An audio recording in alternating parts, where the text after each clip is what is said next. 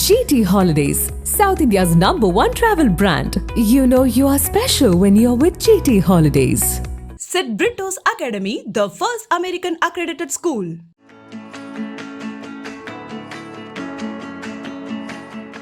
ಅವಲಕ್ಷಣ ಅಂತ ಕರಿತೀವಿ ನಾವು. ಒಂದು ಗಾಂಭೀರ್ಯ ಬೇಕು, ಒಂದು ಕುದುರೆ ಮೇಲೆ ಕೂರಬೇಕಾದ್ರೆ ಒಂದು ಗಾಂಭೀರ್ಯ ಬೇಕು, ಒಂದು ಗತ್ತು ಬೇಕು. ರಾಜ ಕೂರಬೇಕು, ಒಬ್ಬ ಬಡವ ಕೂರೋದು ಸ್ಟೇಟ್ಮೆಂಟ್, ಅದು ಬಿಳಿ ಕುದುರೆ. ರಾಜ್ ಅವರೇ ನಮಸ್ತೆ. ನಮಸ್ಕಾರ. ಬೆಂಗಳೂರಿನವರೇ ಆಗ್ಬಿಟ್ಟಿದ್ದೀರಂತೆ. ಹೌದು, ಬದಲಾಗಿದ್ದೀನಿ. ಅಲ್ಲ, ಮನೆ ಕೂಡ ಇಲ್ಲೇ ಮಾಡಿದ್ದೀರಿ ಅಂತ ಕೇಳ್ಪಟ್ಟೆ. ಮನೆ ಮಾಡಿದ್ದೀನಿ, ಹೌದು. ಸೊ ಇಲ್ಲಿ ನಟನೆಯ ಆಪರ್ಚುನಿಟೀಸ್ ಆಗಲಿ ಅಥವಾ ಸಿನಿಮಾ ಚಟುವಟಿಕೆ ಜಾಸ್ತಿ ಆಗ್ತಾ ಇದೆ ಅಂತ ಇಲ್ಲ ಮನೆ ಮಾಡಿದ್ರ? ಸಿನಿಮಾ ಮಾರ್ಬೇಕಿತ್ತಲ್ವಾ, ಎಲ್ಲದಕ್ಕಿಂತ ಕಷ್ಟ ಈಗ ಮಾರೋದು ಕೈರಮ್. ರೈಟ್. ಅದೇ ಅದನ್ನ ಕೇಳಬೇಕು ಅಂತಿದ್ದೆ. ಈಗ ಜಸ್ಟ್ 5 ನಿಮಿಷದ ಮುಂಚೆ ನೀವೊಂದು 10 ಫೋನ್ ಕಾಲ್ ಮಾಡ್ತಾ ಇದ್ರಿ, 10 ಜನರ ಜೊತೆ ಡಿಸ್ಕಸ್ ಮಾಡ್ತಾ ಇದ್ರಿ. ಡಿಸ್ಟ್ರಿಬ್ಯೂಷನ್ ಆಗಲಿ, ರಿಲೀಸ್ ಆಗಲಿ, ಮತ್ತೊಂದಾಗಲಿ, ಅಪ್ಲೋಡ್ ಮಾಡೋದಾಗಲಿ. ರಾಜ್ಗೆ ಈ ಸಾಮರ್ಥ್ಯವೂ ಇದೆಯಾ ಅಥವಾ ಬೇರೆ ಯಾರು ಇಲ್ಲ ಇದನ್ನೆಲ್ಲ ನೋಡ್ಕೊಳ್ಳೋಕೆ ಅಂತ ಇದನ್ನು ತಗೊಂಡು ಹೋಗ್ತಾರಾ ಕ್ರಿಯೇಟಿವ್ ಪ್ರಾಸೆಸ್ನ ಅಲ್ಲದೆ? ತುಂಬ ಇಂಟ್ರೆಸ್ಟಿಂಗ್ ಕ್ವಶನ್. ನಾನು ಸ್ವಲ್ಪ ಯೋಚನೆ ಮಾಡಬೇಕಾಗುತ್ತೆ. ಒಂದು, I am good at it. ನಾನು ಯಾವುದೇ ಮಾಡಿದ್ರು ಕೂಡ ತುಂಬ ಪ್ರೀತಿಯಿಂದ ಮಾಡೋದಕ್ಕೆ ಪ್ರಯತ್ನ ಪಡ್ತೀನಿ. ಇಲ್ಲಿ ತನಕ ಎಕ್ಸಾಂಪಲ್, ಟೋಬಿ ಪ್ರಮೋಷನ್ ಏನಾದರೂ ಚೆನ್ನಾಗಿದೆ ಅಂತ ನಿಮ್ಗೆ ಅನ್ಸಿದ್ರೆ ನಾನು ಲೈಫಲ್ಲಿ ಫಸ್ಟ್ ಟೈಮ್ ಪ್ರಮೋಟ್ ಮಾಡ್ತಿರೋದು.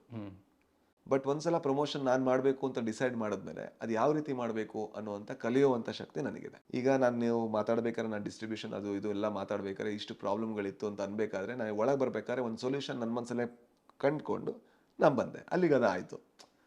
ಇನ್ನು ಆಗಲ್ಲ ಅಂತಲ್ಲ, ಹೌದು ಆಗಲ್ಲ ಅಂದರೆ ಮುಂದೆ ಇದು ಓಕೆ, ಅದನ್ನು ನಾನು ಮಾಡಬೇಕು, ತೊಂದರೆ ಇಲ್ಲ ಅಂತ. ಒಂದು, ನನಗೆ ತುಂಬ ಒಳ್ಳೊಳ್ಳೆ ಹುಡುಗರಿದ್ದಾರೆ ಬೇರೆ ಬೇರೆ ಕೆಲಸ ಮಾಡೋದಕ್ಕೆ. ಎಕ್ಸಾಂಪಲ್, ನಾನು ಇಲ್ಲಿ ಮಾತಾಡ್ತಾ ಕೂತಿರ್ಬೇಕಾದ್ರೆ ಮಿಥುನ್ ಮ್ಯೂಸಿಕ್ ಮಾಡ್ತಾ ಇದ್ದಾನೆ, ಪ್ರವೀಣ್ ಚೆನ್ನೈಲಿ ಕೊಚ್ಚಿಲ್ ನಿಂತ್ಕೊಂಡು ಕಲರ್ ಕರೆಕ್ಷನ್ ಮಾಡ್ತಾ ಇದ್ದಾರೆ, BFX ಮಾಡಿಸ್ತಾ ಇದ್ದಾರೆ. ಈ ಥರ ಎಲ್ಲರೂ ಅವ್ರು ಕೆಲಸ ಮಾಡೋದ್ರಿಂದ ನಾನು ಖಾಲಿ ಅದ್ರ ಬಗ್ಗೆ ಯೋಚನೆ ಮಾಡಿದ್ರೆ ಸಾಕು, ನಾನು ಅದನ್ನು ಎಕ್ಸಿಕ್ಯೂಟ್ ಮಾಡಬೇಕು ಅಂತಿಲ್ಲ. ಈಗ ನಾನು ನಿಮ್ಗೆ ಗೊತ್ತಿದ್ದಂಗೆ ಮಾತಾಡ್ತಿರ್ಬೇಕಾದ್ರೂ ಕೂಡ ನಾನು ಹೇಳಿದೆ, ಪ್ರವೀಣ್ ಈ ಥರ ಇದೊಂದು ವರ್ಷನ್ ಸಿಗಕ್ಕೆ ಸಾಧ್ಯ ಇದೆಯಾ ನೋಡಿ ಅಂತ. ಇಲ್ಲ ಅಂತ ಗೊತ್ತಾದರೆ ಅದಕ್ಕೂ ಮತ್ತೇನೋ ಹುಡುಕ್ಬೇಕು. ಐ ಥಿಂಕ್ ನನ್ನ ಹೆಗಲ್ ಮೇಲ್ಗಡೆ ಇರುವಂಥ ಎಲ್ಲ ಪಾರ್ಟ್ಗಳು ಸ್ವಲ್ಪ ಚೆನ್ನಾಗಿ ಕೆಲಸ ಮಾಡೋದ್ರಿಂದ I always make use of it. True. But are you the only brain behind this? ಸಿನಿಮಾದ ಸೋಲ್ ಯಾವತ್ತೂ ಕೂಡ ಒಂದೇ ಬ್ರೈನಿಂದ ಬರಬೇಕು ಅಂತ ನಾನು ಅನ್ಕೋತೀನಿ. ಸಿನಿಮಾ ಯಾವತ್ತೂ ಒಂದೇ ಮೂಲದಿಂದ ಬರಬೇಕು. ಸರಿ, ಇಫ್ ಲೈಕ್ ದ್ಯಾಟ್ ಒಂದು ಸೋರ್ಸ್ ಇರಬೇಕು. ಮಿಥುನ್ ಯೋಚನೆ ಮಾಡ್ಬೇಕಾದ್ರೆ ಆ ಸೋರ್ಸಿಗೆ ಹತ್ರ ಇರೋದ್ರಿಂದ ಅವ್ನು ಕೆಲಸ ಮಾಡ್ಬೇಕಾದ್ರೆ ನಾನೇನೋ ಇಂಟ್ರಪ್ಟ್ ಮಾಡಬೇಕು ಅಂತಿಲ್ಲ. ಪ್ರವೀಣ್ ಕೆಲಸ ಮಾಡಬೇಕಾದ್ರೆ ಆ ತಲೆ ಕೂಡ ಇದೇ ಥರ ವರ್ಕ್ ಮಾಡೋದ್ರಿಂದ, because we all remain true to the source. ನಮ್ಮ ಕೆಲಸ ಅಷ್ಟೇ, ವಿ ಆರ್ ಮೀಡಿಯೇಟರ್ಸ್. ಎಲ್ಲೋ ಒಂದು ಸೋರ್ಸ್ ಇದೆ, ಅದನ್ನು ನಾವು ನೋಡಿದ್ದೀವಿ, ಅದನ್ನು ನಾವು ಅನುಭವಿಸಿದ್ದೀವಿ. ಅದನ್ನು ದಾಟಿಸೋದಕ್ಕೆ ನಮ್ಮ ತಲೆಯನ್ನು ಬಳಸಿ ಅದನ್ನು ಹೇಗೆ ದಾಟಿಸೋದು ಅಂತ ಯೋಚನೆ ಮಾಡಿ ಅದನ್ನು ದಾಟಿಸೋಂಥ ಪ್ರಯತ್ನ ಮಾಡ್ತೀವಿ. ಹೀಗೆ ತಲೆಗಳು ತುಂಬ ಕೆಲಸ ಮಾಡುತ್ತೆ. ಪ್ರವೀಣ್ ತಲೆ ಕೆಲಸ ಮಾಡುತ್ತೆ, ಮಿಥುನ್ ತಲೆ ಕೆಲಸ ಮಾಡುತ್ತೆ, ನನ್ನ ತಲೆ ಕೆಲಸ ಮಾಡುತ್ತೆ. ಈಗ ಅದನ್ನ ಬಿಟ್ಟು ಈಗ ಡಿಸ್ಟ್ರಿಬ್ಯೂಷನ್ ಅದು ಇದು ಅಂತ ನೋಡಿದ್ರೆ ಬಾಲಣ್ಣ ಅಂತ ಒಬ್ಬರಿದ್ದಾರೆ, ಈ ಎಕ್ಸಿಕ್ಯೂಟಿವ್ ಅದು ಇದೆ ನೋಡಿದ್ರೆ ಶಾಮಿಲ್ ಅಂತಿದ್ದಾರೆ. ಅವ್ರದ್ದೆಲ್ಲ ಬ್ರೈನ್ ವರ್ಕ್ ಆಗ್ತಿರುತ್ತೆ. ಬರೀ ನನಗೆ ಇಂಟೆಂಟ್ ಹೇಳಬೇಕು, ನೋಡೋ ಇದನ್ನ ಮಾರು ಆದರೆ ಯಾರಿಗೂ ನೋಯಿಸ್ಬೇಡ, ಇದು ಸಿನಿಮಾದ ಇಂಟೆಂಟ್ ಆದರೆ ಅದನ್ನ ಹೇಳಿದ್ರೆ ಅದೊಂದೇ ಮಾಡ್ತಾ ಇರ್ತಾರೆ. ಅವ್ರು ಮಾಡ್ತಾರೆ, ಜೊತೆಗೆ ನೆನ್ಪಿಟ್ಕೋ ಯಾರಿಗೂ ನೋಯಿಸ್ಬಾರ್ದು ನೀನು, ಅಟ್ಲೀಸ್ಟ್ ನಮ್ಮ ಟೀಮಲ್ಲಿ ಇರೋರಿಗೆ. ಅಲ್ಲ, ಜಗತ್ತಿನಲ್ಲಿ ಯಾರಿಗಾದ್ರೂ ನೋವು ಆಗೇ ಆಗತ್ತೆ. ಒಬ್ಬ ಗೆಲ್ಲಬೇಕು ಅಂದ್ರೆ ಇನ್ನೊಬ್ಬ ಸೋಲಬೇಕಾಗಿ ಬರೋ ಪರಿಸ್ಥಿತಿ. ನೀವು ಉಸಿರಾಡಬೇಕಾದ್ರೂ ಕೂಡ ಎಷ್ಟೋ ಆರ್ಗ್ಯಾನಿಸಮ್ಗಳು ಸಾಯ್ತಾ ಇರ್ಬೋದು. You never know that. ಅದನ್ನ ಮಾಡ್ತಾ ಇರ್ತೀವಿ. ಬಟ್ ಆದಷ್ಟು ಕಮ್ಮಿ ಮಾಡಿ ಅಂತ. ನಾವು ಅಷ್ಟು ಒಳ್ಳೆಯವರಲ್ಲ ಕಾರಣ ಅಟ್ಲೀಸ್ಟ್ ನಮ್ಮ ಹತ್ತಿರದವ್ರಿಗೆ ಹರ್ಟ್ ಮಾಡಬೇಡಿ ಅಂತ ಹೇಳ್ತಾ ಇರ್ತೀನಿ. ಯಾವ ರೀತಿಯ ಹರ್ಟ್ ಆಗುತ್ತೆ? ಈಗೋ ಹರ್ಟ್ ಜಾಸ್ತಿ ಆಗುತ್ತೆ. ಈಗ ಅವನ್ಯಾಕೆ ನನಗೆ ಹೇಳ್ಬೇಕು, ಸರಿ ಅವನ್ಯಾಕೆ ಆಟೋನಲ್ಲಿ ಮಾತಾಡಬೇಕು ಅಂದರೆ ಎಲ್ಲ ಹರ್ಟ್ಗಳು ಕೂಡ ಸೆಲ್ಫ್ ಮೇಡ್ ಅಲ್ವಾ. Unless it's a physical hurt, it's all self made. ನಾನು ಯಾವುದೋ ಒಂದು ಧರ್ಮವನ್ನು ನಂಬ್ತೀನಿ ಅನ್ನೋ ಕಾರಣಕ್ಕೋಸ್ಕರ ಅದ್ರ ಬಗ್ಗೆ ಯಾರಾದರೂ ಮಾತಾಡಿದ್ರೆ ನಂಗೆ ನೋವಾಗುತ್ತೆ. ಯಾವುದೋ ಭಾಷೆಯನ್ನು ನಾನು ಎಲ್ಲದಕ್ಕಿಂತ ಶ್ರೇಷ್ಠ ಅಂತ ಅನ್ಕೋತೀನಿ ಅನ್ನೋ ಕಾರಣದಿಂದಾಗಿ ಅವನೇನೋ ಆ ಭಾಷೆ ಬಗ್ಗೆ ಮಾತಾಡಿದ್ರೆ ನಂಗೆ ನೋವಾಗುತ್ತೆ. ಸೊ ಎಲ್ಲ ಹರ್ಟ್ಗಳು ಕೂಡ ನಾವೇನೋ ಆಗಿರೋ ಕಾರಣದಿಂದ ಅದರ ಸುತ್ತಮುತ್ತ ಏನಾದರೂ ಆದರೆ ನಾವು ಅನ್ಕೊಳ್ಳೋದು ನಮ್ಗೆ ಆಗ್ತಿದೆ ಅಂತ. ನಾನು ತುಂಬ ದೊಡ್ಡವನು ಅಂತ ಅನ್ಕೊಂಡಿರ್ತೀನಿ, ನೀವು ಕೂತ್ಕೊಂಡಿರೋ ರೀತಿ ಸರಿ ಇಲ್ಲ ಅಂದರೆ ನಂಗೆ ಹರ್ಟ್ ಆಗ್ಬಿಡುತ್ತೆ. ಬಟ್ ಆ್ಯಕ್ಚುಲಿ ನೋಡಿದ್ರೆ ನೀವು ಕೂತಿರೋದ್ರಿಂದ ನನಗೆ ಎಲ್ಲಿ ಹರ್ಟ್ ಆಗಬೇಕು? There is no point to it. But ನಾನು ದೊಡ್ಡವನು ಅಂತ ಅನ್ಕೊಂಡ ಕಾರಣದಿಂದಾಗಿ ನೀವು ಕೂತಿರೋ ರೀತಿ ಹರ್ಟ್ ಆಗುತ್ತೆ. ಈ ಥರದ ಹರ್ಟ್ಗಳು ಸ್ಪೆಷಲಿ ನಮ್ಮಲ್ಲಿ ಹೆಸರು ಮತ್ತು ದುಡ್ಡು ತುಂಬ ಜಾಸ್ತಿ ಇರೋದ್ರಿಂದ ರಾಜಕೀಯದಲ್ಲಿ ಮತ್ತು ಸಿನಿಮಾದಲ್ಲಿ ಈಗೋ ಸಿಕ್ಕಾಪಟ್ಟೆ ಹರ್ಟ್ ಆಗುತ್ತೆ. ಮತ್ತು ಇನ್ನೊಂದು, ಆರ್ಟಿಸ್ಟ್ಗಳು ತುಂಬ ಸೆನ್ಸಿಟಿವ್, ತುಂಬ ಹುಚ್ಚರು, ತುಂಬ ಹೊಟ್ಟೆ ಕಿಚ್ಚಿರೋರು, ಆ್ಯಂಡ್ ತುಂಬ ಪ್ರೀತಿ ಇರೋರು, ಎಲ್ಲದೂ ಸ್ವಲ್ಪ ಎಕ್ಸ್ಟ್ರೀಮಲ್ಲಿರೋ. ಅದೊಂದು ಕ್ಲೀಶೇನಾ ಅಥವಾ ನೀವು ಅದು ನಂಬ್ತೀರಾ? ಯಾವುದು? ಆರ್ಟಿಸ್ಟ್ಗಳಿಗೆ ಕೋಪ, ಅಸೂಯೆ ಇದೆಲ್ಲ ಎಕ್ಸ್ಟ್ರೀಮಲ್ ಇರುತ್ತೆ ಅನ್ನೋದು ಯಾಕೆ ಅಂತ ಹೇಳ್ಬಿಡ್ತೀನಿ. ಅವನು ಯಾವುದೋ ಒಂದು IT ಫೀಲ್ಡೋ ಮತ್ತೊಂದು ಫೀಲ್ಡೋ ಎಲ್ಲರೂ ಕೂಡ ಈ ದಾರಿಲಿ ನಡೆದ್ರೆ ಚೆನ್ನಾಗಿ ಕಾಣಿಸ್ತೀಯ ಅಂತ ಹೇಳೋ ಫೀಲ್ಡನ್ನು ಬಿಟ್ಟು ಸೆಕ್ಯೂರಿಟಿ ಇಲ್ದಿರುವಂಥ ಫೀಲ್ಡಲ್ಲಿ ಬಂದಿದ್ದಾನೆ ಅಂದರೆ ಅವನೊಬ್ಬ ಭಾವನಾತ್ಮಕ ಜೀವಿ ಅನ್ನೋದು ನಿಮ್ಗೆ ಅರ್ಥ ಆಗಬೇಕು. ಸ್ವಲ್ಪ ಲಾಜಿಕಲ್ ಇದ್ದರೆ ಅವನಲ್ಲಿ ಬರ್ತಿರ್ಲಿಲ್ಲ. ಅವನು ಎಕ್ಸ್ಪ್ರೆಸ್ ಮಾಡ್ಬೋದು, ಮಾಡದೇ ಇರ್ಬೋದು. ಭಾವನಾತ್ಮಕ ಜೀವಿಗಳು ಎಲ್ಲದೂ ಕೂಡ ಜಾಸ್ತಿ ಗಾಢವಾಗಿ ಅನುಭವಿಸ್ತಾರೆ, ಗಾಢವಾಗಿ ಎಕ್ಸ್ಪ್ರೆಸ್ ಮಾಡ್ತಾರೆ. So there is no rocket science behind it. ಆರ್ಟಿಸ್ಟ್ಗಳು ಆ ಥರ ಬಿಹೇವ್ ಮಾಡ್ತಾರೆ ಅಂದರೆ ಅವ್ರು ಬಂದಿರೋ ಅದಕ್ಕೆ ಆರ್ಟಿಸ್ಟ್ ಆಗಿರೋದು. ಅವ್ರು ಅನುಭವಿಸ್ತಾರೆ, ಅದನ್ನು ಎಕ್ಸ್ಪ್ರೆಸ್ ಮಾಡ್ತಾರೆ ಅನ್ನೋ ಕಾರಣಕ್ಕೆ ಅವ್ರು ಆರ್ಟಿಸ್ಟ್ ಆಗಿರೋ ಅಂತ ನಂಗೆ ಅನ್ಸುತ್ತೆ. ಸಿದ್ಧ ಸೂತ್ರಗಳು ಇಲ್ದಿರೋ ಜಾಗದಲ್ಲಿ ಬರಬೇಕಲ್ವ ಅವರು, ಬರಬೇಕಲ್ವಾ? ಈಗ ಸಮುದ್ರಕ್ಕೆ ಹೋಗ್ತೇನೆ ಅಂದ್ರೆ ಅವನಿಗೆ ಧೈರ್ಯ ಇದೆ ಅಂತ ಕೇಳಿದ್ರೆ ಅದು ಹುಚ್ಚು ಪ್ರಶ್ನೆ ಆಗುತ್ತೆ. ಧೈರ್ಯ ಇದ್ದಿದ್ದಕ್ಕೆ ಅವ್ನು ಸಮುದ್ರಕ್ಕೆ ಹೋಗ್ತಾ ಇದ್ದಾನೆ, ಇಲ್ಲಾಂದ್ರೆ ಹೋಗ್ತಿರ್ಲಿಲ್ಲ. ಸರಿ, ಹುಚ್ಚುತನದ ಬಗ್ಗೆ ಮಾತಾಡುವಾಗ 2017ರಲ್ಲಿ ಒಂದು ಮೊಟ್ಟೆ, ಕರೆಕ್ಟ್. ಈಗ 2023ಕ್ಕೆ ಬಂದಿದ್ದೀವಿ, ಟೋಬಿಗೆ ಬಂದಿದ್ದೀವಿ. ಒಂದು ಮೊಟ್ಟೆಯ ಕಥೆ ಶುರು ಮಾಡುವಾಗ ಇಂತಹ ಚಿತ್ರಗಳನ್ನು ಮಾಡಬೇಕು ಅಥವಾ ಈ ರೀತಿಯ ಒಂದು ನನ್ನ ಸಿಗ್ನೇಚರನ್ನು ನಾನು ಸ್ಥಾಪಿಸಬೇಕು ಅನ್ನೋ ಥರ ಐಡಿಯಾ ಇದ್ದಿದ್ದೇ ಆದರೆ ಈಗ ಅದು ಹೇಗೆ ಬದಲಾಗಿದೆ? ಯಾವ ರೀತಿಯ ನಿಮ್ಮ ಆಲೋಚನೆಗಳ ವಿಸ್ತಾರ ದೊಡ್ಡದಾಗಿದೆಯಾ? ಪಾಸಿಬಿಲಿಟೀಸ್ ಆಫ್ ಸಿನಿಮಾ ಬಗ್ಗೆ ಆಲೋಚನೆಗಳ ವಿಸ್ತಾರ ತುಂಬ ಬದಲಾಗಿದೆ. ಅದಕ್ಕೆ ಕಾರಣ ನಾನು ಆಗ ಹಾಕೊಂಡಂಥ ಒಂದು ಯೋಜನೆ ಅಲ್ಲ. ಯೋಜನೆ ಅನ್ನೋದು ನನಗೆ ಬಹಳ ಕಮ್ಮಿ ಇರುತ್ತೆ. ಆ ಯೋಜನೆಗಳನ್ನೆಲ್ಲ ಹಾಕೊಳ್ಳಿಕ್ಕೆ ಶುರು ಮಾಡಿದೆ ಇತ್ತೀಚೆಗೆ. ಅದು ಕೂಡ ಸ್ವಲ್ಪ ಶಾರ್ಟ್ ಟೈಮಿಗೆ ಹಾಕೊಂಡಿದ್ದೀನಿ, ಬೇರೆ ಯಾವುದೋ ಕಾರಣಕ್ಕೋಸ್ಕರ. ಸರಿ. ಇಲ್ಲಾಂದರೆ ನಾನು ಯಾವ ಥರ ಇದ್ದೆ ಅಂದರೆ, ಈಗ ಎದುರುಗಡೆ ಯಾವ್ದು ಸಿಗುತ್ತೆ, ಈಗ ಎಕ್ಸಾಂಪಲ್ ಇಂಟರ್ವ್ಯೂ ಮಾಡ್ತಿರ್ಬೇಕಾದ್ರೆ ನನ್ನ ಪ್ರಪಂಚದಲ್ಲಿ ಯಾವುದೂ ಬೇಕಾಗಿಲ್ಲ, ಇಂಟರ್ವ್ಯೂ ಮಾತ್ರ ಇಂಪಾರ್ಟೆಂಟ್.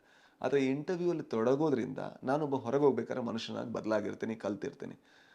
ಅದರಿಂದಾಗಿ ಆ ಅನುಭವದಿಂದಾಗಿ ನನ್ನ ಯೋಚನೆ ಮಾಡೋ ರೀತಿ ಕೂಡ ಸ್ವಲ್ಪ ಇನ್ನೂ ವೈಡ್ ಆಗುತ್ತೆ. ನೀವು ಒಂದು ಮೊಟ್ಟೆಯ ಕತೆ ಟೈಮಲ್ಲಿ ಯಾವ ಥರ ಇತ್ತು ಅಂದರೆ ಏನೂ ಗೊತ್ತಿರಲಿಲ್ಲ ನನಗೆ. ಹಿಂಗೆ ಆಗಿದ್ದೇನು ಅಂದ್ರೆ ಈ ಮುಂಚೆ ನೀವೇನ್ ಹೇಳಿದ್ರು ಅದಕ್ಕೆ ಹೋಗೋದಾದ್ರೆ ನಾನು ಸಿನಿಮಾ ಮಾಡಬೇಕು ಅಥವಾ ಇದ್ರಲ್ಲಿ ಇರಬೇಕು ಅಂತ ಒಂದೇ ಒಂದು ಥಾಟ್ ಮಾತ್ರ ಇತ್ತು. ಅಷ್ಟೇ. ಸಿನಿಮಾ ಮಾಡಬೇಕು ಅಂದ್ರೆ ಅದು ಅಲ್ಲ, ಸಿನಿಮಾ ಮಾಡಬೇಕು ಅಲ್ಲ, ಕತೆ ಹೇಳಬೇಕು ಅಂತ. ಅದು ಯಾರಾದ್ರೂ ನಾಳೆ ಬಂದು ಒಂದು ಸಕ್ಕತ್ತಾಗಿರೋ ಶಾರ್ಟ್ ಫಿಲ್ಮ್ ಇದೆ, ಆ ಶಾರ್ಟ್ ಫಿಲ್ಮ್ ಇಷ್ಟ ಆದ್ರೆ ನಾನು ಶಾರ್ಟ್ ಫಿಲ್ಮ್ ಮಾಡೋದಕ್ಕೆ ರೆಡಿ ಇದ್ದೆ. ಆಗ ತುಂಬಾ ಒಂಥರ ಶಾರ್ಟ್ ಫಿಲ್ಮ್ ಮಾಡಬೇಕು ಅಥವಾ ಕತೆ ಹೇಳಬೇಕು ಅದು ಇದು ಅಂತ. ಅದರಿಂದಾಗಿ ಒಂದು ಮೊಟ್ಟೆಯ ಕತೆ ಆಯ್ತು. ಒಂದು ಮೊಟ್ಟೆಯ ಕತೆ ಆಗ್ಬೇಕಾದ್ರೆ ಆಮೇಲೆ ಬರುವಂತ ಪಾತ್ರಗಳೆಲ್ಲ ನೋಡಿ ಅಯ್ಯೋ ದೇವ್ರೆ ಇಷ್ಟೇನಾ, ಹಾಗಾದ್ರೆ ಇಷ್ಟೇ ಅನ್ಕೊಂಡ್ಬಿಟ್ಟು ಅಂದ್ರೆ ಇನ್ನೇನು ಇಲ್ವಾ, ಹಾಗಾದ್ರೆ ಇನ್ನೇನು ಎಕ್ಸ್ಪ್ಲೋರೇಷನ್ ಇಲ್ವಾ?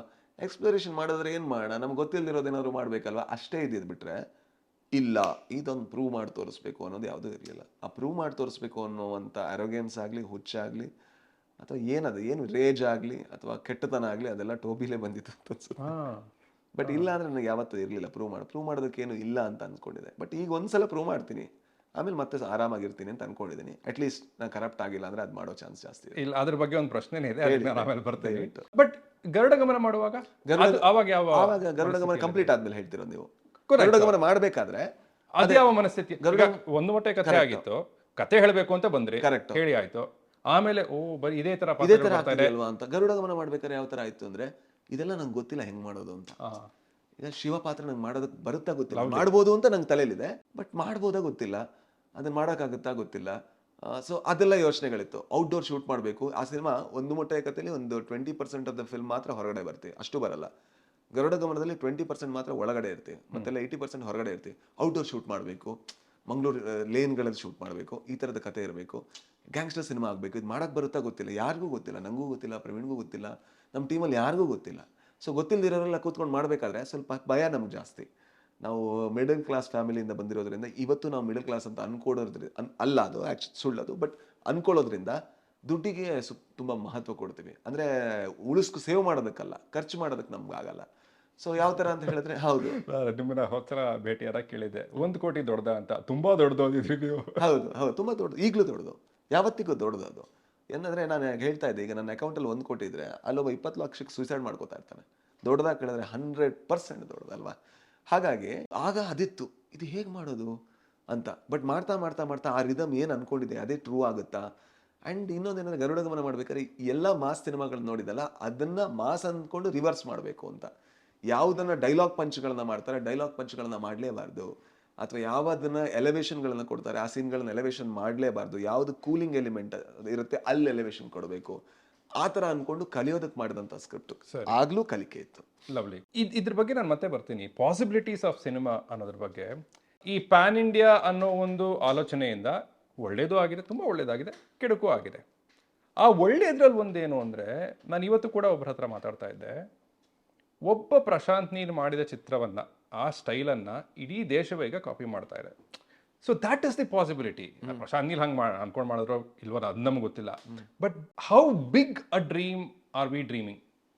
ಆ ಪಾಸಿಬಿಲಿಟಿ, ಅಥವಾ have you realised how big your dream can be? ಅಂದ್ರೆ I don't know about big or small. ಸರಿ, ನನಗೇನಂದ್ರೆ ನಮ್ಗೆ ಗೊತ್ತಿಲ್ಲ. ನಿಮಗೆ ಭಯ ಪಡಿಸೋ ಇಲ್ಲ ಕನಸು ಬಂದಿದ್ಯಾ? ಇಲ್ಲ, ಹಾ, ಭಯ ಪಡಿಸುವಂತ ಕನಸು ಬರಲಿಲ್ಲ ಇಲ್ಲಿ ತನಕ. ಈಗ ಪ್ರಶಾಂತ್ ನೀಲ್ ಅವರು ನಾಳೆ ಕರೆದು KGF ಸೆಟ್ಟಲ್ಲಿ ಕೂರಿಸಿ ನೀನೇ ಡೈರೆಕ್ಟರ್ ಅಂದರೆ ಆಗ ಭಯ ಆಗ್ಬೋದು. ಬಟ್ ಆ ಕನಸೇ ನನ್ನೊಳಗೆ ಹುಟ್ಟಿದ್ರೆ ಭಯ ಆಗಲ್ಲ. ಯಾಕಂದರೆ ಅದನ್ನು ಫಸ್ಟ್ ನಾನು ನೋಡಿದ್ದೀನಲ್ಲ. ಸರಿ, ಅದನ್ನು ನಾನು ಮಾಡುವಂಥ KGF ನಾನು ನನ್ನ ಮನಸ್ಸಲ್ಲಿ ನೋಡಬೇಕಾದ್ರೆ ಅದನ್ನು ಬೇರೆ ಯಾರೂ ನೋಡಿಲ್ಲ, ಅವರು ದಾಟಿಸ್ಬೇಕು. ಆ ದಾಟಿಸ್ಬೇಕಾದ್ರೆ ನಾನು ತುಂಬ ಅದಕ್ಕೆ ಟ್ರೂ ಆಗಿರಬೇಕು. ನಾನು ದಾಟಿಸ್ತೀನ ಇಲ್ಲೋ ಅನ್ನೋ ಪ್ರಶ್ನೆ ಬರೋಕ್ಕೆ ಸಾಧ್ಯನೇ ಇಲ್ಲ. ಯಾಕೆ ಅಂದರೆ ದಾಟ್ಸೋಕ್ಕಾಗಿಲ್ಲ ಅಂದರೆ ನಾನು ಸ್ವಲ್ಪ ಆನೆಸ್ಟ್ ಇದ್ದರೆ 2 ತಿಂಗಳು ತಗೊಳ್ಳೋ ಬದಲು 5 ತಿಂಗಳು ತಗೋತೀನಿ ಪ್ರೀ ಪ್ರೊಡಕ್ಷನ್. ಹಾಗೆ ದಾಟಿಸೋವಂಥ ಚಾನ್ಸ್ ಜಾಸ್ತಿ. ಆಗಲೂ ಕಲೀಲಿಲ್ಲ ಅಂದರೆ 7 ತಿಂಗಳು ತಗೋತೀನಿ. ನನಗೊಂದೇ ಏನು, ದಾಟಿಸ್ಬೇಕು, ಯಾವಾಗ ಅಲ್ಲ, ದಾಟಿಸ್ಬೇಕು ಅನ್ನೋದಷ್ಟೇ ಇಂಪಾರ್ಟೆಂಟ್. ಸೊ ನಂಗೆ ಭಯ ಪಡಿಸುವಂಥ ಕನಸು ಯಾವುದು ಬರಲಿಲ್ಲ. ಕಳ್ಕೊಳ್ಳೋದಕ್ಕೆ ಏನಿದೆ ಅಂತ ನಾ ಭಯ ಪಡಲಿ ಹೇಳಿ ಏನು. ಸರಿ, ಈ ಗರುಡಗಮನದ ಬಗ್ಗೆ ಇನ್ನೊಂದು ಪ್ರಶ್ನೆ, ಅದಾದ್ಮೇಲೆ ಟೋಬಿಗೆ ಹೋಗೋಣ. ಯಾಕಂದ್ರೆ ಗರುಡಗಮನ ಆದ್ಮೇಲೆ ನಿಮ್ಮ ಹತ್ರ ಮಾತಾಡೋಕ್ಕೆ ಅವಕಾಶ ಸಿಗ್ಲಿಲ್ಲ, ಹಾಗಾಗಿ ಈಗ ಕೇಳ್ತಾ ಇದ್ದೀನಿ. ಶಿವನಿಗೆ ಹರಿ ಯಾರು ಅಂದ್ರೆ, ಶಿವನಾಗಿದ್ದಾಗ ನೀವು ನಿಮ್ಮ ಮನಸ್ಸಿನಲ್ಲಿ, ಬರಹಗಾರರು ನೀವೇ, ಸೊ ಹಾಗೂ ಯೋಚನೆ ಮಾಡ್ಬೋದು, ನಿಮ್ಮ ಮನಸ್ಸಿನಲ್ಲಿ ಶಿವ ಹಾಗೂ ಹರಿಯ ಸಂಬಂಧದ ಬಗ್ಗೆ ಏನು ಬರ್ಕೊಂಡಿದ್ರಿ, ಅದರ ಸಬ್ ಟೆಕ್ಸ್ಟ್ ಏನು? ಯಾಕಂದ್ರೆ ಆ ಸಬ್ ಟೆಕ್ಸ್ಟ್ ಮೇಲೇನೆ ನಿಮ್ಮ ನಟನೆಯನ್ನು ಹೊರಗೆ ಬಂದಿರುತ್ತೆ ಅಂತ. ಹೌದು.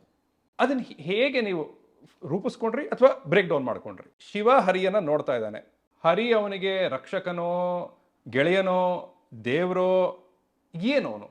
ಅದನ್ನ ಹೇಗೆ ರೂಪಿಸ್ಕೊಂಡ್ರಿ? ಮೊನ್ನೆ ನಾನು ಟ್ರೈಲರ್ ಲಾಂಚ್ ಪ್ರೋಗ್ರಾಮಲ್ಲಿ ನಾನು, ರಕ್ಷಿತ್, ರಿಷಬ್ ಎಲ್ಲ ಇರಬೇಕಾದ್ರೆ ನನ್ನ ಫ್ರೆಂಡ್ ಪ್ರವೀಣ್ ಶ್ರೀಯಾನು ಮುಂದೆ ನಡ್ಕೊಂಡು ಹೋದ್ರು. ನಾನು ಹೇಳಿದೆ ಸ್ಟೇಜಿಗೆ ಬನ್ನಿ ಅಂತ. ಇಲ್ಲ ನಾನು ಬರಲ್ಲ, ನಾನು ಹಿಂದುಗಡೆ ಇರ್ತೀನಿ ಅಂತ ಹೋದರು. ಆಗ ನಾನು ಅವ್ರನ್ನ ನೋಡಿದೆ, ಒಂದು ಲುಕ್, ಇಟ್ಸ್ ಅ ಅಡ್ಮಿರೇಷನ್. ನಿನ್ನ ಥರ ಆಗಕ್ಕೆ ಸಾಧ್ಯ ಇಲ್ಲ ಒಬ್ಬ ಮನುಷ್ಯ. ಮೇ ಬಿ ಕೆಲವಾರು ಮನುಷ್ಯರಲ್ಲಿ ಕೆಲವು ಕ್ವಾಲಿಟಿ ಇರುತ್ತೆ, ಆ ಕ್ವಾಲಿಟಿ ಅವ್ರಿಗೂ ಗೊತ್ತಿರಲ್ಲ, ಅದರ ದೊಡ್ಡತನ ಅವ್ರಿಗೂ ಗೊತ್ತಿರಲ್ಲ. ಆ ಮನುಷ್ಯನ ಹತ್ರ ಒಂದು ಇನ್ಸ್ಟಾಗ್ರಾಮ್ ಪ್ರೊಫೈಲ್ ಇಲ್ಲ, ನಿಮ್ಗೊಂದು ಟ್ಯಾಗ್ ಮಾಡೋಕ್ಕಾಗಲ್ಲ, ನೀವು ಅವ್ರನ್ನ ಕಾಂಟ್ಯಾಕ್ಟ್ ಮಾಡೋಕ್ಕಾಗಲ್ಲ, ಸಿನಿಮಾಟೋಗ್ರಫರನ್ನು ಬೋರ್ಡ್ ಕುತ್ತಿಗೆಗೆ ಹಾಕಿರೋಲ್ಲ, ಈ ಗರುಡಗಮನ ಟೋಬಿಯ ಪ್ರೊಡ್ಯೂಸರ್ ಅವರು ಒಂದು ಕುತ್ತಿಗೆಗೆ ಟ್ಯಾಗ್ ಹಾಕಿರಲ್ಲ. ಬಟ್ ಏನೂ ಬೇಡ, ಆದರೂ ಒಂದು ಸಂತೃಪ್ತತೆ. ಆ್ಯಂಡ್ ಅದರ ಜೊತೆಗೆ ಎಲ್ಲಿ ಮುಂದೆ ಇರಬೇಕು ಅಲ್ಲಿ ತುಂಬ ಹಿಂದೆ ಇರೋದು, ಎಲ್ಲಿ ಅಗತ್ಯ ಇರುತ್ತೋ ಆಗ ಮುಂದೆ ಇರೋದು. I think that is the quality that I admire. ಸರಿ, ಆ ಥರದ ಮನುಷ್ಯರನ್ನ ನಾನು ತುಂಬ ಜನನ ಸುತ್ತಮುತ್ತ ನೋಡಿದ್ದೀನಿ.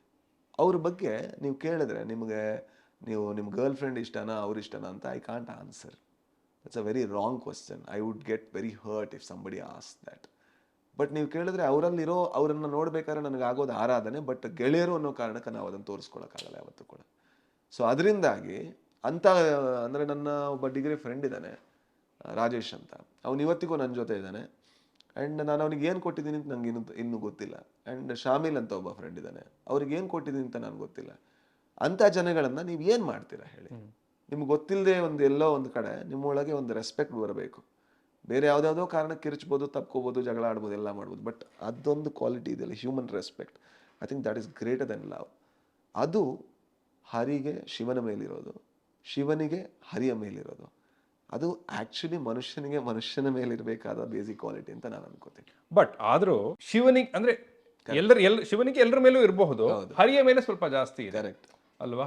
ನಾನು ಈ ಪ್ರಶ್ನೆಯನ್ನು ಯಾಕೆ ಕೇಳಿದೆ ಅಂದರೆ, ಸರಿ ನೀವು ಹೇಳಿದ್ರೆ, ಬಟ್ ನನಗದು ತಕ್ಕ ಮಟ್ಟಿಗೆ ಇನ್ನೂ ಕನ್ವಿನ್ಸ್ ಆಗಿಲ್ಲ. ಯಾಕೆ ಅಂದ್ರೆ ಅದನ್ನ ನಟನೆಯೊಳಗೆ ಹೇಗೆ ತರ್ತೀರಿ ಅನ್ನೋದು ನನ್ನ ಪ್ರಶ್ನೆ ಕೇಳಿದ್ದೆ. ಅದು ಒಂದು ಅರ್ಥವನ್ನು ಮಾಡ್ಕೊಂಡಿದ್ರೆ ಅದನ್ನ ನಟನೆಗೆ ತರಬಹುದು ಅಂತ ಹೇಳ್ತೀನಿ. ಏನಾಗುತ್ತೆ ಅಂತ ಹೇಳ್ತೀನಿ. ನಟನೆ ಅದಕ್ಕಿಂತ ಟೆಕ್ನಿಕ್ಯಾಲಿಟೀಸ್ ಅಲ್ಲಿ ಹೇಗೆ ತರ್ತೀನಿ ಅಂತ ಹೇಳ್ತೀನಿ, ಆಮೇಲೆ ನಟನೆಯನ್ನು ಹೇಗೆ ತರ್ತೀನಿ ಅಂತ ಹೇಳ್ತೀನಿ. ಟೆಕ್ನಿಕ್ಯಾಲಿಟೀಸ್ ನಾವಿಡೋವಂಥ ಕ್ಲೋಸಪ್ಗಳು ಕವರೇಜ್ ಆಗಿ ಇಡಬಾರ್ದು. ಇಡೀ ಸಿನಿಮಾದಲ್ಲಿ ಎಲ್ಲಿ ಕ್ಲೋಸಪ್ ಬರುತ್ತೆ ಅದು ಯಾವ ಥರ ಇರಬೇಕಂದ್ರೆ, ನೋಡಿ ಇವನೇನೋ ತೋರಿಸ್ತಾ ಇದ್ದಾನೆ ಅನ್ನೋದನ್ನ ಹೇಳಬೇಕು. ಸರಿ, ಸುಮ್ಮನೆ ಅವನು ಉಸಿರಾಡ್ತಾ ಇರೋದನ್ನು ನೀವು ಕ್ಲೋಸಪ್ ಇಟ್ಟರೆ ಅದನ್ನ ಏನು ತೋರಿಸ್ತಾ ಇದ್ದೀರಾ ಅಂತ ನಂಗೆ ಅರ್ಥ ಆಗಲ್ಲ. ಸೊ ಗರುಡಗಮನದ ಟ್ರೀಟ್ಮೆಂಟಲ್ಲಿ ಯಾವ ಥರ ಇದೆ ಅಂದರೆ, ಅವನು ಯಾವಾಗ ಅವನ ಕಡೆ ನೋಡ್ತಾನೋ ಅದರಲ್ಲಿ ನಾನು ಹೇಳಿದೆ, ನೀವು ತುಂಬ ಇಷ್ಟಪಡುವಂಥ ಹುಡುಗಿನ ನೀವು ನೋಡ್ತಾ ಇದ್ದೀರಾ ಶೆಟ್ರೆ, ನಾನು ಅವರಿಗೆ ಇದು ಕೊಡ್ಬೇಕಾದ್ರೆ ನೋಡ್ತಾ ಇದ್ದೀರಾ, ಮನ್ಸಲ್ಲಿ ಇಷ್ಟೇ ಅನ್ಕೊಳ್ಳಿ, ಯಾಕೆ ಇವನು ಈ ಥರ, ಯಾಕೆ ಇವನು ಈ ಥರ, ಅದೇ ಅಷ್ಟೇ. ಅರೆ ಅವ್ರು ನೋಡ್ತಾ ಇದ್ದಾರೆ, ಅದಕ್ಕೆ ಹಾಡು ಬರೆಸ್ತೀವಿ. ಎಂದೋ ಬರೆದ ಅದರಲ್ಲಿ ಬರುವಂಥದ್ದು ಮಣ್ಣೊಳಗಿನ ಬೇರು, ಕುಡಿಯದೆ ತಾ ನೀರು, ಚಿಗುರೆಲೆಗೆ ಉಣಿಸೋ ತ್ಯಾಗವದೇ ಪ್ರೀತಿ ಅಂತ. ಆಗೇನಾಯ್ತು, ರಿಷಬ್ ಅವರು ಒಂದಿಷ್ಟು ಕೊಟ್ಟರು, ಮಿಥುನ್ ಒಂದಿಷ್ಟು ಕೊಟ್ಟ, ಲಿರಿಸಿಸ್ಟ್ ಒಂದಿಷ್ಟು ಕೊಟ್ಟರು, ಡೈರೆಕ್ಟ್ರಿಗೆ ಎಲ್ಲ ಲಾಭ ಸಿಕ್ತು. I think that is what ಎಲ್ಲದು. ಆಗ ರಿಷಬ್ ಅವ್ರಿಗೆ ಪರ್ಫಾರ್ಮೆನ್ಸ್ ಅಷ್ಟೇ, ಏನಿಲ್ಲ, ಒಬ್ಳು ತುಂಬಾ ಚೆನ್ನಾಗಿರೋ ಹುಡುಗಿ, ಯಾಕೆ ನೀನು ಹೀಗೆ ಅನ್ಕೊಳ್ಳಿ, ಏನು ಮಾಡ್ಬಿಡಿ, ಯಾಕೆ ನೀನು ಹೀಗೆ.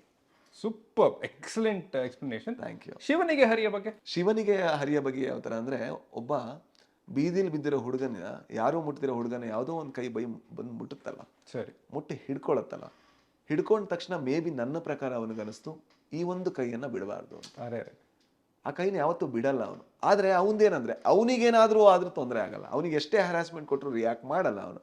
ಬಟ್ ಯಾವಾಗ ಅವನು ಹಿಡ್ಕೊಂಡಿರೋ ಕೈಗೆ ಯಾರೋ ಬಂದು ತೊಂದರೆ ಕೊಡ್ತಾರೆ ಅನ್ಬೇಕಾದ್ರೆ ಏನೂ ಮಾಡಲ್ಲ, ಸುಮ್ಮನೆ ನಡ್ಕೊಂಡು ಹೋಗ್ತಾನೆ. ಅವನು ನಡ್ಕೊಂಡೋಗಿ ಒಂದು ಬಿಡ್ತಾನೆ ಅಷ್ಟೇ. ಆದರೆ ಬಿಟ್ಟಾದ್ಮೇಲೆ ಮತ್ತು ಕಂಟಿನ್ಯೂ ಆಗೋದು ಮೇ ಬಿ ಅವನ ಟ್ರಿಗರ್ ಪಾಯಿಂಟಿಂದ ಅವನೊಂದು ಮೇ ಬಿ ಅನಿಮಲ್ ಆದ ಅಂತ ಅನ್ಸುತ್ತೆ. ಆ ಅನಿಮಲ್ ಆದ ಕಾರಣದಿಂದ ಮತ್ತೆ ಆ ಋಣ ತೀರಿಸ್ತಾನೆ ಇವನ್ ಕೈ ಹಿಡ್ಕೊಂಡ್ಬಂದು. ನನ್ನ ಪ್ರಕಾರ ಅವನಿಗೆ ಇದು ನನ್ನ ಕೈ, ನನ್ನನ್ನು ಹಿಡ್ಕೊಂಡ ಕೈ, ಅದ್ರ ಸುತ್ತಮುತ್ತ ಯಾರು ಬರಬೇಡಿ ಅಂತ. ಅದೇ ಸ್ಲೋಲಿ ಪಾಸಿಟಿವ್ ಆಗಿ ಬದಲಾಗುತ್ತೆ. ಬ್ಯೂಟಿಫುಲ್. ಈಗ ಟೋಬಿಯ ವಿಚಾರಕ್ಕೆ ಬರೋಣ. ಈ ಕಥೆಯಲ್ಲೇ ಒಂದು ರಿವೆಂಜ್ ಎಲಿಮೆಂಟ್ ಇದೆ ಅನ್ನೋದು ಸ್ವಲ್ಪ ಗೊತ್ತಾಗ್ತಾ ಇದೆ ಟ್ರೈಲರ್ ನೋಡಿದ್ಮೇಲೆ. ಬಟ್ ಈಗ ಸದ್ಯಕ್ಕೆ ಆಫ್ ಸ್ಕ್ರೀನ್ ವಿಚಾರದ ಬಗ್ಗೆ ಮಾತಾಡೋಣ. ನೀವು ಇದನ್ನ ಓಪನ್ ಆಗಿ ಹೇಳ್ಕೊಂಡಿದ್ದೀರಿ, ಟ್ವೀಟ್ ಕೂಡ ಮಾಡಿದಿರಿ ಅಂತ ಅನ್ಸುತ್ತೆ. ನನಗೆ ಮಾಸ್ ಸಿನಿಮಾ ಮಾಡೋಕ್ಕೆ ಬರುತ್ತಾ, ಬರಲ್ವಾ, ಆ ಥರ ಒಬ್ರು ಚಾಲೆಂಜ್ ಹಾಕಿದ್ರು, ಅದಕ್ಕೆ ಇದು ಉತ್ತರ ಅನ್ನೋ ಥರ.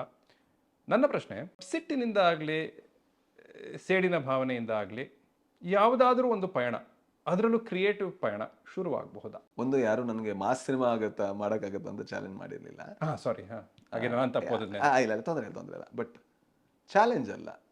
ಏನಾಗುತ್ತೆ ಅಂದರೆ, ಕೆಲವು ಸಲ ನೀವು ಮಾತಾಡೋಕೆ ಬರುತ್ತಾ ಅಂತ ಕೇಳಿದಾಗ ನೀವು ಹಾಡು ಹೇಳಿ ತೋರಿಸಿದ್ರೆ ಸೊ ಒಂದು ಕ್ರಿಯೇಷನ್ ಆಯಿತು, ಜೊತೆಗೆ ನೀವು ಕಲ್ತ್ಕೊಂಡ್ರಿ. ಕೆಲವು ಸಲ ಮಾತು, ಕಾನ್ವರ್ಸೇಷನ್ ಅನ್ನೋದು ತುಂಬ ಇಂಪಾರ್ಟೆಂಟ್. ಯಾಕಂದರೆ ನಾವು ಏನು ಅನುಭವಿಸಿದ್ದೀವಿ ಅದನ್ನು ವ್ಯಕ್ತಪಡಿಸಿದಾಗ ನಾವು ತುಂಬ ಹಗುರಾಗ್ತೀವಿ. ಸರಿ. ಬಟ್ ಎಲ್ಲೋ ಕೆಲವು ಕಡೆ ನಾವಿರೋವಂಥ ಫೀಲ್ಡಿಂದಾಗಿ ನಮಗೆ ಏನಾಗಿದೆ ಅನ್ನೋದನ್ನು ತುಂಬ ಓಪನ್ ಆಗಿ ಎಕ್ಸ್ಪ್ರೆಸ್ ಮಾಡೋಕ್ಕಾಗಿರಲ್ಲ. ಬಟ್ ಅದೇ ಇದರಲ್ಲಿ ಎದುರುಗಡೆ ಇದ್ದವರು ಎಕ್ಸ್ಪ್ರೆಸ್ ಮಾಡೋದಕ್ಕೆ ಫ್ರೀಡಮನ್ನು ಪಡ್ಕೊಂಡಿರ್ತಾರೆ. ಆಗ ಅವರು ಎಲ್ಲೆಲ್ಲೋ ಹೇಳ್ಕೊಂಡೋಗಿ ಅವನು ಬೇಕು ಅಂತ ಏನೋ ನನ್ನ ಪ್ರಾಡಕ್ಟ್ ಹಾಳು ಮಾಡೋಕ್ಕೆ ಟ್ರೈ ಮಾಡ್ತಾ ಇದ್ದಾನೆ, ಅಥವಾ ಅವನಿಗೆ ಸಿನಿಮಾ ಮಾಡೋಕ್ಕೆ ಬರಲ್ಲ, ಅಥವಾ ಅವನ ಫ್ರೆಂಡ್ಸ್ ಎಲ್ಲ ಕಳ್ಳರು, ಡೀಸೆಲಲ್ಲಿ ದುಡ್ಡು ಕದೀತಾರೆ, ಅದನ್ನು ಹೇಳಿದಾಗ ಬಡವ್ರ ಮಕ್ಕಳು ಕಳ್ಳರಲ್ಲ. ಆ್ಯಂಡ್ ಬಡವ್ರ ಮಕ್ಕಳು ಬಡವರಾಗಿ ಉಳ್ಕೊಂಡಿದ್ದು ಅದು ಬೇರೆಯವ್ರು ಹೇಗೆ ಅಂತ ಗೊತ್ತಿಲ್ಲ. ಅಟ್ಲೀಸ್ಟ್ ನಾವು by choice we don't want to make money by making bad films. ನಾನು ಮಾಡಿದ ಈಗ ಗರುಡಗಮನ ಮಾಡಬೇಕಾದ್ರೆ ನನಗೆ ದೊಡ್ಡ ಮಾಸ್ ಸಿನಿಮಾ ಮಾಡಿ ದುಡ್ಡು ಮಾಡಬೇಕು ಅಂತಿದ್ರೆ ಅದರ ಕ್ಲೈಮ್ಯಾಕ್ಸನ್ನು ಆ ಥರ ಮಾಡ್ತಿರ್ಲಿಲ್ಲ. Correct. My idea was experimenting. Okay, so I just wanted to show that like, hello ladies and gentlemen, just stop it there. We can make films and we can make good films. And mass cinema ಮಾಡಬೇಕಾದ್ರೂ ಕೂಡ ಅದೇ ನೀವು ಅಂದ್ಕೊಂಡಿರುವಂಥ diesel ಕಳ್ಳರು. ಸೊ cinema ಮಾಡಬೇಕಾದ್ರೆ ಒಳ್ಳೆಯ cinema ಮಾಡಬಲ್ಲರು, ನಿಮ್ಮ ಕದ್ದಿರೋ ಡೀಸೆಲಿಂದ ಬೆಂಕಿ ಹಚ್ಚಬಲ್ಲರು ಅಂತ. I think that was Toby. How important is it to give an answer, give a reply? I think that's why human beings live, right? Okay. ನಮಗೆ ದೇವರು ಬಾಯಿ ಕೊಟ್ಟಿರೋದೆ ನಿನಗೆ, ಅಥವಾ ಕಣ್ಣು ಕೊಟ್ಟಿರೋದೆ ಅಳೋದಕ್ಕೆ, ಅಥವಾ ಬಾಯಿ ಕೊಟ್ಟಿರೋದೇ ರುಚಿ ಅನುಭವಿಸೋದಕ್ಕೆ, ಅದನ್ನು ಹೊಗಳೋದಕ್ಕೆ. ಅದನ್ನು ರಿಸ್ಟ್ರಿಕ್ಟ್ ಮಾಡಿದಾಗ ಕಷ್ಟ ಆಗುತ್ತೆ. ಯಾರೋ ಒಬ್ಬ ನನ್ನ ಓಲ್ಡ್ ಕೊಲಾಬ್ರೇಟರ್ ಫೋನ್ ಮಾಡಿ ಅವನ ಜೊತೆ ಹೇಗೆ ಕೆಲಸ ಮಾಡಿದೆ, ಅವನ ಜೊತೆ ಕೆಲಸ ಮಾಡೋದಕ್ಕೆ ಬಹಳ ಕಷ್ಟ ಅಲ್ವಾ ಅಂತ, like that doesn't make sense. You are too small, you shouldn't do that. So ಇದೆಲ್ಲ ಮಾಡಿದಾಗ, ಅಷ್ಟು ದೊಡ್ಡವ್ರು ಮಾಡಿದಾಗ ಸಣ್ಣವ್ರಿಗೆ ನಮಗೆ ಆನ್ಸರ್ ಕೊಡೋದಕ್ಕೆ ಏನೂ ಇರಲ್ಲ ಅಲ್ವಾ. ಆಗ ನಮಗೆ ಕೊಡೋವಂಥ ದೊಡ್ಡ ಆನ್ಸರ್ ನನ್ನ ಲೆಕ್ಕದಲ್ಲಿ ನಾನು ನಿಮ್ಮ ಥರ ಟೈಮ್ ವೇಸ್ಟ್ ಮಾಡಲ್ಲ. ನಾನು ನಿಮ್ಮ ಕೊಲಾಬ್ರೇಟರ್ಸಿಗೆ ಫೋನ್ ಮಾಡಿ ಅವ್ರು ಹಂಗೆ ಮಾಡಿದ್ರೆ ಹಿಂಗೆ ಮಾಡಿದ್ರೆ ನನಗೂ ಹಿಂಗೆ ಮಾಡಿದ್ರು ಅಂತ ಗೋಳಾಡೋದಕ್ಕೆ ನಂಗೆ ಆಗಲ್ಲ. ನನ್ನ ಗೋಳಾಟಗಳು ನನ್ನ ಸಿನಿಮಾದಲ್ಲಿರುತ್ತೆ. ನನ್ನ ಅರಚಾಟಗಳು, ನನ್ನ ಸೆಣಸಾಟಗಳು, ನನ್ನ ಸಿಟ್ಟು ಎಲ್ಲದೂ ಕೂಡ ನನ್ನ ಕಥೆಯಾಗಿ ಕನ್ವರ್ಟ್ ಮಾಡ್ತೀನಿ. ಸರಿ. ನಾನೀಗ ಲಾಭದಲ್ಲಿ ಬಿದ್ದೆ, ಸರಿ, ನೀವೇನು ಪಡ್ಕೊಂಡ್ರಿ? ಸರಿ. ನೀವು ಕೇಳಿದ್ರೆ ಸೇಡಿಂದ ಯಾವತ್ತಾದರೂ ಆರ್ಟಿಗೆ ಹೆಲ್ಪ್ ಇದೆಯಾ ಅಂತ. ಯಾವ ಭಾವನೆ ಒಂದು ಅಂದರೆ ಎಲ್ಲ ಕಥೆಗಳಿಗೆ, ಎಲ್ಲ ಆರ್ಟಿಗೆ ಮೂಲ ಪ್ರೇರಣೆ ಭಾವನೆ. ಸೇಡು ಒಂದು ಭಾವನೆ ಆದರೆ, ಸಿಟ್ಟು ಒಂದು ಭಾವನೆ ಆದರೆ, ಹತಾಶೆ ಒಂದು ಭಾವನೆ ಆದರೆ, ಅಳು ಒಂದು ಭಾವನೆ ಆದರೆ, ಅದನ್ನು ಸಿನಿಮಾಗೆ ಪರಿವರ್ತಿಸಿದರೆ ಖಂಡಿತ ಅದರಿಂದ ಲಾಭ ಇದೆ. ಅದೇ ಇನ್ನೊಬ್ಬ ಡಿಸ್ಟ್ರಾಯ್ ಮಾಡೋದಕ್ಕೆ ನೀವು ಪ್ರಯತ್ನ ಪಟ್ಟರೆ, ನಾನು ನನ್ನನ್ನು ಕಟ್ಕೋತಾ ಇದ್ದೇನೆ, ನಿಮ್ಮನ್ನು ಡಿಸ್ಟ್ರಾಯ್ ಮಾಡ್ತಿಲ್ಲ. ನಾನು ನಿಮ್ಮನ್ನು ಡಿಸ್ಟ್ರಾಯ್ ಮಾಡೋಕ್ಕೆ ಪ್ರಯತ್ನನೇ ಪಡ್ತಿಲ್ಲ. ಬಟ್ ಆ ಭಾವನೆಯನ್ನು ನಿಮ್ಮ ಪ್ರಕಾರ ನೀವು ನಿಮ್ಮ ನಿಯಂತ್ರಣದಲ್ಲೇ ಇಟ್ಕೊಂಡಿದ್ದೀರಾ? ಇಲ್ಲ ಇಲ್ಲ, ಹಂಗೆ ಅನ್ಸಲ್ಲ ನನಗೆ. ನಾನು ಕೆಲವು ಸಲ ಮಾತು ತಪ್ಪಿರ್ಬೋದು, ಕೆಲವು ಸಲ ನಾನು ಹೇಳಿದಲ್ಲ, ನಾನು ಅಷ್ಟು ದೊಡ್ಡ ಮನುಷ್ಯನಲ್ಲ. ನನ್ನ ಮಾತು ತಪ್ಪಿರ್ಬೋದು, ಅಥವಾ ನಾನು ಮಾತಾಡುವಂಥ ಟೋನಲ್ಲಿ ಯಾರನ್ನೋ ನೋವು ಮಾಡಿರ್ಬೋದು, ಅದೆಲ್ಲ ನಾನು ಮಾಡಿರ್ಬೋದು. ಆದರೆ ಅದೆಲ್ಲ ಮಾಡಿದ್ರೂ ಕೂಡ ಅದಕ್ಕೆ ಜಸ್ಟಿಫಿಕೇಶನ್ ಕೊಡ್ತಿಲ್ಲ ನಾನು ನಾನು ತುಂಬ ಒಳ್ಳೆಯವನು ಅಂತ ಹೇಳ್ತಿಲ್ಲ, ನಾನು ಅದು ಹೇಳ್ತಿಲ್ಲ. ದೆರ್ ಇಸ್ ನೋ ನಾನು ಮಾಡಿರೋದೆಲ್ಲ ಸರಿ ಅಥವಾ ನಾನು ಮಾಡ್ತಿರೋದೆಲ್ಲ ಸರಿ ಅನ್ನೋದು ನಾನು ಒಪ್ಕೋತಾ ಇಲ್ಲ. But I don't have control because I am a hurt man. But there is a expression, that expression is through film. And if you tell ನೀನು ಯಾಕೆ ಹಂಗೆ ಬಿಹೇವ್ ಮಾಡ್ತಿದ್ಯಾ ಅಂದರೆ, sorry but I am a human being, I don't have control right now. That's a very honest answer. But ಅದನ್ನ ಹೆಂಗೆ ತಗೊಳ್ಳೋದು ನನಗೆ ಗೊತ್ತಾಗ್ತಾ ಇಲ್ಲ. ಅಷ್ಟು ಆನೆಸ್ಟಿ ಇದೆ. ನೋ ಐ ಆಲ್ವೇಸ್ ಥಿಂಕ್ ಹೆಂಗ್ ಗೊತ್ತಾ, ನೀವು ಬೇರೆಯವ್ರಿಗೆ ಮೋಸ ಮಾಡಿ ತೊಂದರೆ ಇಲ್ಲ, ನಿಮಗೆ ನೀವು ಮೋಸ ಮಾಡ್ಕೋಬಾರ್ದು. ಈಗ ನಾನು ಯಾಕೆ ಸೇಡ್ ಇದು ಮಾಡ್ತಾ ಇದ್ದೀನಿ ಇದಲ್ಲ. ನಾನು ತುಂಬಾ ಟೈಮು ಈ ಭಾರ ನನ್ನಿಂದ ಹೋದ್ರೆ I will be the happiest person. ಭಾರ ಹೋಗತ್ತಾ ಅನ್ನೋದು ಪ್ರಶ್ನೆ ಗೊತ್ತಿಲ್ಲ, ನಮ್ಗೆ ಗೊತ್ತಿಲ್ಲ ಅಲ್ವಾ, ನಾವು ಅದನ್ನ ಗೆಸ್ ಮಾಡೋಕ್ಕಾಗಲ್ಲ. ನಾನು ನಾಳೆ ಇಲ್ಲ ಇದು ಗೆದ್ದಾದ ತಕ್ಷಣ ನಾನು ಬಿಟ್ಬಿಡ್ತೀನಿ ಅನ್ನೋದಕ್ಕೆ ನಾನು ಅಲ್ಲ, ಆ ಥರ ಅಲ್ಲ. ಬಿಟ್ಬಿಡೋದಕ್ಕೆ ನಾನು ತಯಾರಿದ್ದೀನಿ, ಅದಂತೂ ಖಂಡಿತ ಹೌದು, ಬಿಟ್ಬಿಡೋದಕ್ಕೆ ತಯಾರಿದ್ದೀನಿ. ಬಟ್ ಆದರೆ ಏನಂದರೆ, ಈ ಥರ ಏನಾಗಿದೆ, ಈ ಥರ ಮುಂದೆ ಯಾರು ಮಾಡೋಕ್ಕೆ ಟ್ರೈ ಮಾಡ್ತಾರೆ, ಬಡವ್ರ ಮಕ್ಕಳನ್ನ ಡೀಸೆಲ್ ಕಳ್ರು ಅಂತ ಹೇಳೋ ಮುಂಚೆ ನಾಲ್ಗೆ ಒಂದ್ಸಲ ಕಚ್ಕೋಬೇಕು ಅಂತ. ಅದು ಅಷ್ಟಂತೂ ಆಗಲೇಬೇಕು. ಅದಾಗಿಲ್ಲ ಅಂದರೆ ನಾನು ಬಿಡಲ್ಲ. ಯಾಕಂದರೆ ನನಗಾಯಿತು, ನಾನು ತಡ್ಕೊಳ್ಳೋದಕ್ಕೆ ನಾನು ಅದನ್ನು ಸಿನಿಮಾ ಮಾಡಿದೆ. ಯಾರೋ ಒಬ್ಬ ಇಂಡಸ್ಟ್ರಿ ಬಿಡ್ಬೋದು, ಇನ್ನೊಬ್ಬ ಯಾರೋ ಡಿಪ್ರೆಷನ್ಗೆ ಬಿಡ್ಬೋದು. ಇಲ್ಲ, ನನಗೆ ಕೊಟ್ಟ ಡಿಪ್ರೆಷನ್ ಸ್ವಲ್ಪ ಟೇಸ್ಟ್ ನೀವು ತಿನ್ನಿ, ಆಮೇಲೆ ನೋಡೋಣ. ಸರ್, ಈ ಕಥೆಯ ಮೂಲ ಐಡಿಯಾ ಅಥವಾ ಕ್ಯಾರೆಕ್ಟರ್ನ ಕೊಟ್ಟವರು ಟಿ.ಕೆ. ದಯಾನಂದ್ ಅಂತ ಹೇಳಿ. ಕರೆಕ್ಟ್. ಅವರು ಮೊನ್ನೆ ಸ್ಟೇಜ್ ಮೇಲೆ ಟೋಬಿಯ ಪಾತ್ರವನ್ನು ವರ್ಣಿಸಬೇಕಾದ್ರೆ ಇವನೊಬ್ಬ ಪೀಡೆ, ಪಿಶಾಚಿ, ಬೆಂಬಿಡದ ಭೂತ ಅನ್ನೋ ರೀತಿಯಲ್ಲಿ ಹೇಳಿದ್ರು. ಅಂದರೆ what he made I suppose ಅಷ್ಟು ಕಾಡ್ತಾನೆ ಅನ್ನೋ ಥರ. ಒಬ್ಬ ಬರಹಗಾರನಿಗೆ, ಒಬ್ಬ ಅವ್ರು ಪ್ರೇಕ್ಷಕರಿಗೂ ಎಚ್ಚರಿಕೆಯನ್ನು ಕೊಟ್ಟರು, ನೀವು ನಿಮ್ಮ ಜೋಪಾನದಲ್ಲಿದ್ದು ಈ ಚಿತ್ರವನ್ನು ನೋಡಿ ಅನ್ನೋ ರೀತಿಯಲ್ಲಿ, ಯಾಕಂದರೆ ಅಷ್ಟು ಕಾಡ್ತಾನೆ ಅಂತ. ಬರಹಗಾರನಿಗೇನೆ ಅಷ್ಟು ಕಾಡ್ದ ಅನ್ನೋದಾದರೆ, ಅದಕ್ಕೂ ಮುಂಚೆ ಟೋಬಿ ಅನ್ನೋ ಒಬ್ಬ ವ್ಯಕ್ತಿ ಅಥವಾ ಟೋಬಿ ಅನ್ನೋ ಆ ವ್ಯಕ್ತಿ ನಿಜ ಜೀವನದಲ್ಲಿ ಇದ್ದ ವ್ಯಕ್ತಿನ ಟಿ.ಕೆ. ದಯಾನಂದ್ ಅವರು ಹಾಗೆ ಹೇಳ್ತಾರೆ. ಯಾಕಂದರೆ ಅವರು ಆ ಕತೆ ಬರಿಬೇಕಾದ್ರೆ ಯಾವುದೋ ಒಂದು ಸಮಯದಲ್ಲಿ ಯಾರೋ ಒಬ್ಬ ವ್ಯಕ್ತಿನ ಮೀಟ್ ಆಗಿದ್ರು. ಆ ವ್ಯಕ್ತಿಯ ಥ್ರೂ ಯಾವ ಕತೆ ಸಿಕ್ತ ಅವರಿಗೆ, ಆ ಕತೆ ಈ ಅವ್ರು ಬರೆದಿರುವಂಥ ಕಥೆಯ ಮೂಲ ಪ್ರೇರಣೆ ಅಂತ. ಬಟ್ ನಾನು ಅದನ್ನು ಬರಿಬೇಕಾದ್ರೆ ನಾನು ಅದನ್ನು ಪಾತ್ರವನ್ನು ಮಾತ್ರ ಆಯ್ಕೆ ಮಾಡಿದೆ. ಅವನಿಗೆ ಏನಾಯಿತು ಅದು ಇದು ಎಲ್ಲ ಹೆಚ್ಚಿನ ವಿಷಯಗಳನ್ನು ನಾನು ಡ್ರಾಪ್ ಮಾಡಬೇಕಾಯ್ತು. ಸರಿ. ಸೊ ಅದರಲ್ಲಿ ನನಗೆ ಪಾತ್ರ ತುಂಬ ಇಷ್ಟ ಆಯಿತು. ನನಗೆ ಕಾಡ್ತು ಅನ್ನೋದಕ್ಕಿಂತ ಅವನಲ್ಲಿ ಒಂದು ಚಂದ ನೋಡಿದೆ, ಒಂದು ಸಾಮಾನ್ಯತೆಯಲ್ಲಿ ಒಂದು ಚಂದ ಇದೆ, ಅದು ಅವನಲ್ಲಿತ್ತು. ಅವನೊಂಥರ ಯಾವುದನ್ನು ಮೈಂಡ್ ಮಾಡ್ಕೊಳ್ಳದೆ ಆರಾಮಾಗಿ ಬದುಕುವಂತಹ, ಯಾವುದನ್ನು ತುಂಬ ಸೀರಿಯಸ್ ಆಗಿ ತಗೊಳ್ದೆ ಇದು ಮಾಡುವಂಥ ಒಬ್ಬ ಕೆಟ್ಟ ಮನುಷ್ಯ ಆ್ಯಂಡ್ ಒಳ್ಳೆ ಮನುಷ್ಯ. ಆ್ಯಂಡ್ ಆ ಕೆಟ್ಟತನ ಒಳ್ಳೆತನ ಕೂಡ ಅದೆರಡು ಸಿಂಪ್ಲಿಸಿಟಿಲಿ ಬಂದಾಗ ಮುಗ್ಧವಾಗಿ ಕಾಣಿಸುತ್ತೆ. ಅಂದರೆ ಯೋಚನೆ ಮಾಡದೆ ಬಂದಾಗ ಅದು ಆ್ಯಕ್ಚುಲಿ ಕ್ಯೂಟಾಗಿ ಕಾಣಿಸುತ್ತೆ. ಮಗುವಿನ ಹಾಗೆ ಮಗು ಒಂದು ಇರುವೆ ಸಾಯಿಸ್ತಾ ಇರ್ಬೇಕಾರೆ ಅಲ್ಲೊಂದು ಕ್ರೂರತೆ ಇದೆ. ಬಟ್ ಆದರೆ ಅದು ಯೋಚನೆ ಮಾಡ್ತಾ ಇಲ್ಲ, ಸಾಯಿಸ್ಬೇಕಾ ಬದುಕಿದೆ ಅದು ಗೊತ್ತಾಗ್ತಿಲ್ಲ, ಅದಕ್ಕೇನೋ ಅನಿಸ್ತಾ ಇದೆ, ಅದು ಮಾಡ್ತಾ ಇದೆ. ಬಟ್ ನಿಮ್ಗೆ ಆ ಇರುವೆ ಕಾಣಿಸಿಲ್ಲ ಅಂದರೆ ಮಗು ಕ್ಯೂಟಾಗಿ ಕಾಣಿಸುತ್ತೆ. ಮೇ ಬಿ ಅದು ಟೋಬಿ ನನಗೆ. ಆ ಕಾರಣದಿಂದ ಅವನಲ್ಲಿರುವಂಥ ಮಗು ನನಗೆ ಬಹಳ ಇಷ್ಟ ಆಯಿತು. ಆ್ಯಂಡ್ ಅವನೊಂದು ರೆಪ್ರೆಸೆಂಟೇಷನ್, ಯಾರಿಗೆ ಅವರ ಧ್ವನಿ ಇರಲ್ವೋ ಸಮಾಜದಲ್ಲಿ, ಅದರ ರೆಪ್ರೆಸೆಂಟೇಷನ್ ಆಗಿ ಕಾಣಿಸ್ತಾ. ಹಾಗಾಗಿ ಅವ್ರು ನೋಡಿದಂಥ ಯಾವುದೋ ಒಬ್ಬ ವ್ಯಕ್ತಿ ಅಂತ, ಅಂದರೆ ಅವರು ಕೇಳಿಸ್ಕೊಂಡಂಥ ಒಂದು ಕಥೆಯ ವ್ಯಕ್ತಿ ಅಂತ. ಬಟ್ ಈ ಸಿನಿಮಾದಲ್ಲಿರುವಂಥ ವ್ಯಕ್ತಿಗೂ ಆ ವ್ಯಕ್ತಿಗೂ ತುಂಬ ಸಂಬಂಧನೇ ಇಲ್ಲ. ಸಂಬಂಧ ಇಲ್ಲ. ಸರಿ. ಪ್ರೈಮರ್ಲಿ ಆ ಟೋಬಿ ಪಾತ್ರವೇ ನಿಮ್ಮನ್ನ ಅಟ್ರಾಕ್ಟ್ ಮಾಡಿ 100% ಅಲ್ವಾ? ಹೌದು. ಅವನು ಪ್ರೇಕ್ಷಕರನ್ನು ಯಾಕೆ ಕಾಡ್ತಾನೆ? ನಮ್ಮೆಲ್ಲರಲ್ಲೂ ಕೂಡ ಒಬ್ಬ ಟೋಬಿ ಇರ್ತಾನೆ. ಎಲ್ಲೋ ಕೆಲವು ಕಡೆ ಕಳ್ಕೊಂಡಿರ್ತೀವಿ, ಆ್ಯಂಡ್ ಎಲ್ಲೋ ಕೆಲವು ಕಡೆ ಉಳಿಸ್ಕೊಂಡಿರ್ತೀವಿ, ಆದರೆ ಮಲ್ಕೊಂಡಿರ್ತಾನೆ. ಬಟ್ ಇದನ್ನು ನೋಡಬೇಕಾದ್ರೆ ನಮಗೆ ಅನಿಸ್ಬೋದು, ನಮಗೆ ಹೀಗೆ ಆಗ್ತಾ ಇರುತ್ತೆ. ನಾವು ಎಷ್ಟೇ ಕ್ರೂರಿಗಳಾದರೂ ಕೂಡ ನಮಗೆ ನಾವು ಸಪ್ರೆಸ್ಡ್ ಅಂತ ಅನಿಸ್ತಾ ಇರ್ತೇವೆ. ನನ್ನನ್ನು ಸೇರಿಸಿ ಹೇಳ್ತಾ ಇರ್ಬೋದು, ನನ್ನನ್ನು ಯಾರೋ ತುಳಿತಾ ಇದ್ದಾರೆ ಅಂತ ನಮ್ಗೆ ಅನಿಸ್ತಾ ಇರೋದು. ನಾವೇ ತುಳಿತಾ ಇರ್ತೀವಿ, ನಮಗೆ ಗೊತ್ತಾಗಲ್ಲ ಅಷ್ಟೇ. ಹಾಗೆ ಇಲ್ಲಿ ಇವನನ್ನು ನೋಡ್ಬೇಕಾದ್ರೆ ಈಸಿಲಿ ಗೊತ್ತಾಗ್ಬಿಡುತ್ತೆ, ಅಯ್ಯೋ ಇವ್ನು ನಮ್ಮ ಥರನೇ. ಸೊ ಯಾರೋ ಒಬ್ಬಂಗೆ ಅವನು IT ಬಾಸ್ ತುಳಿತಾ ಇರ್ಬೋದು, ಆ್ಯಂಡ್ ಯಾರೋ ಒಬ್ಬರಿಗೆ ಮದುವೆ ಆಗಿರೋ ಗಂಡ ಅಥವಾ ಹೆಂಡತಿ ತುಳಿತಾ ಇರ್ಬೋದು. ಯಾಕೆ ಅಂದರೆ ನಮಗಿಂತ ವಲ್ನರೇಬಲ್ ಪೊಸಿಷನಲ್ಲಿ ಇನ್ನೊಬ್ಬ ಇರ್ತಾನೆ ಅನ್ನೋ ಕಾರಣಕ್ಕೋಸ್ಕರ.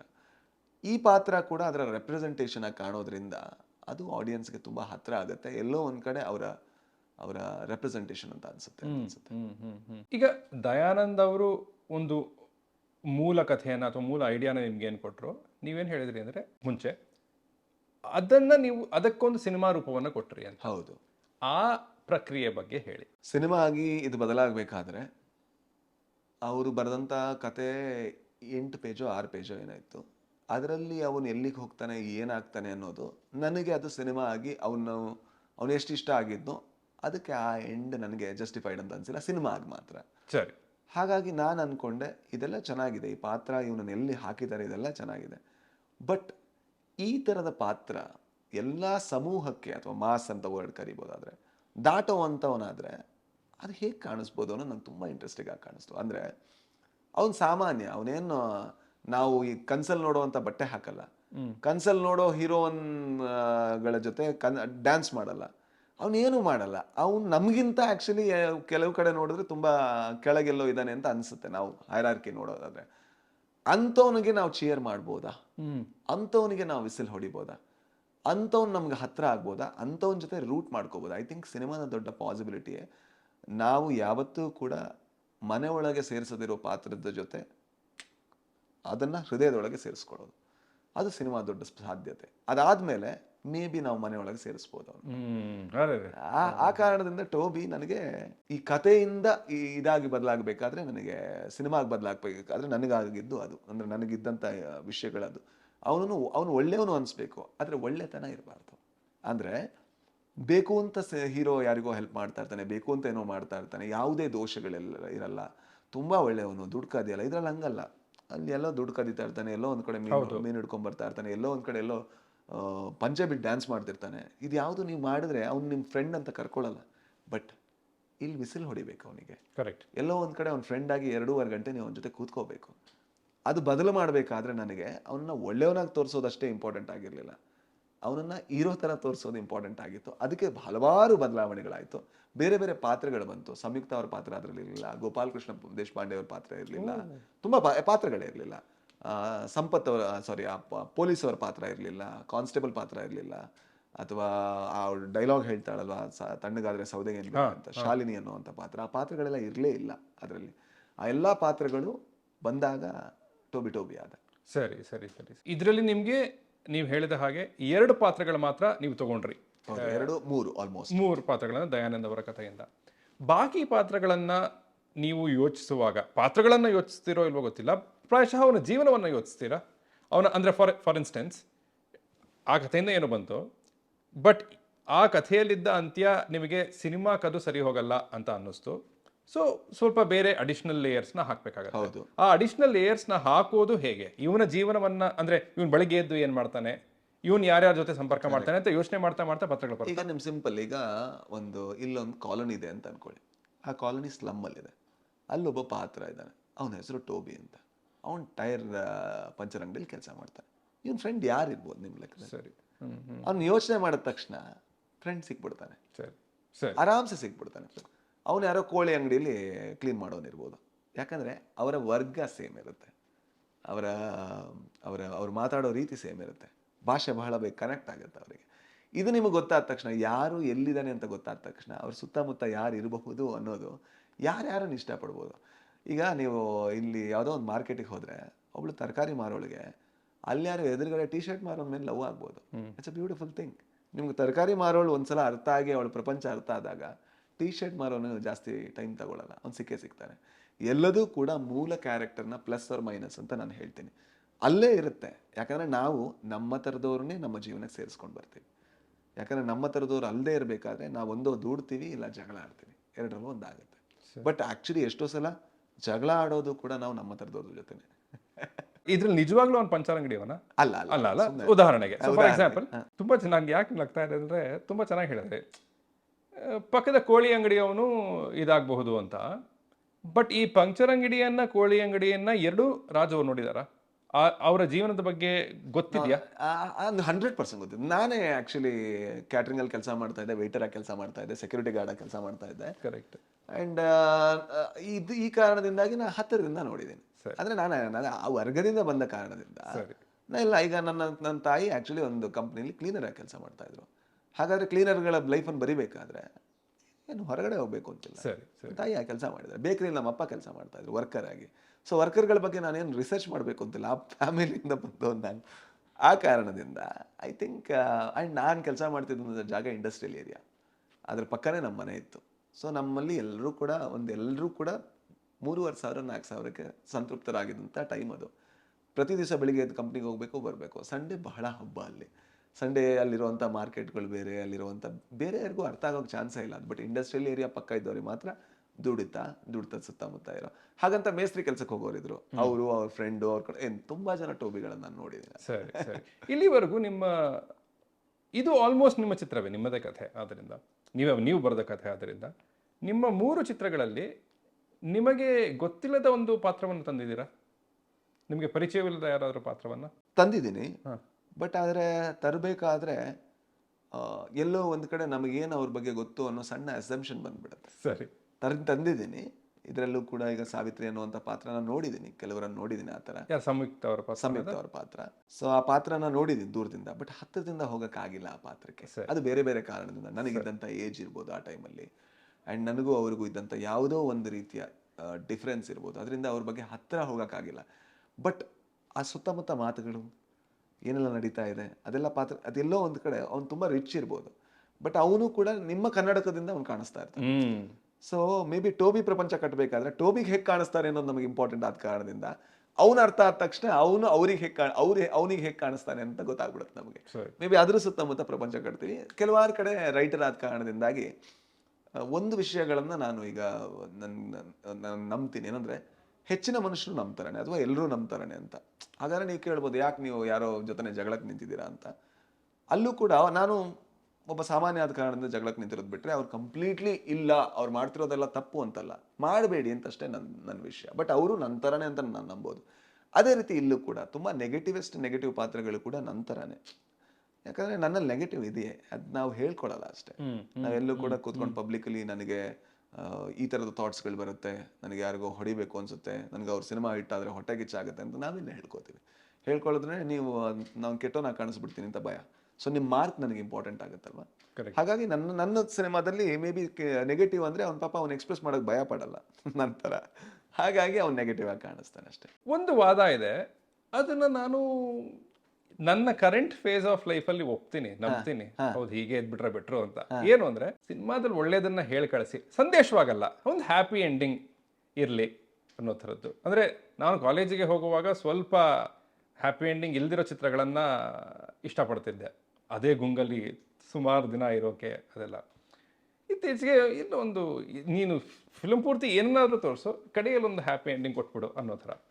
ಗರುಡ ಗಮನಕ್ಕೆ ಹೋದಾಗ ಅದೊಂದು ಪೊಯೆಟಿಕ್ ಎಂಡಿಂಗ್.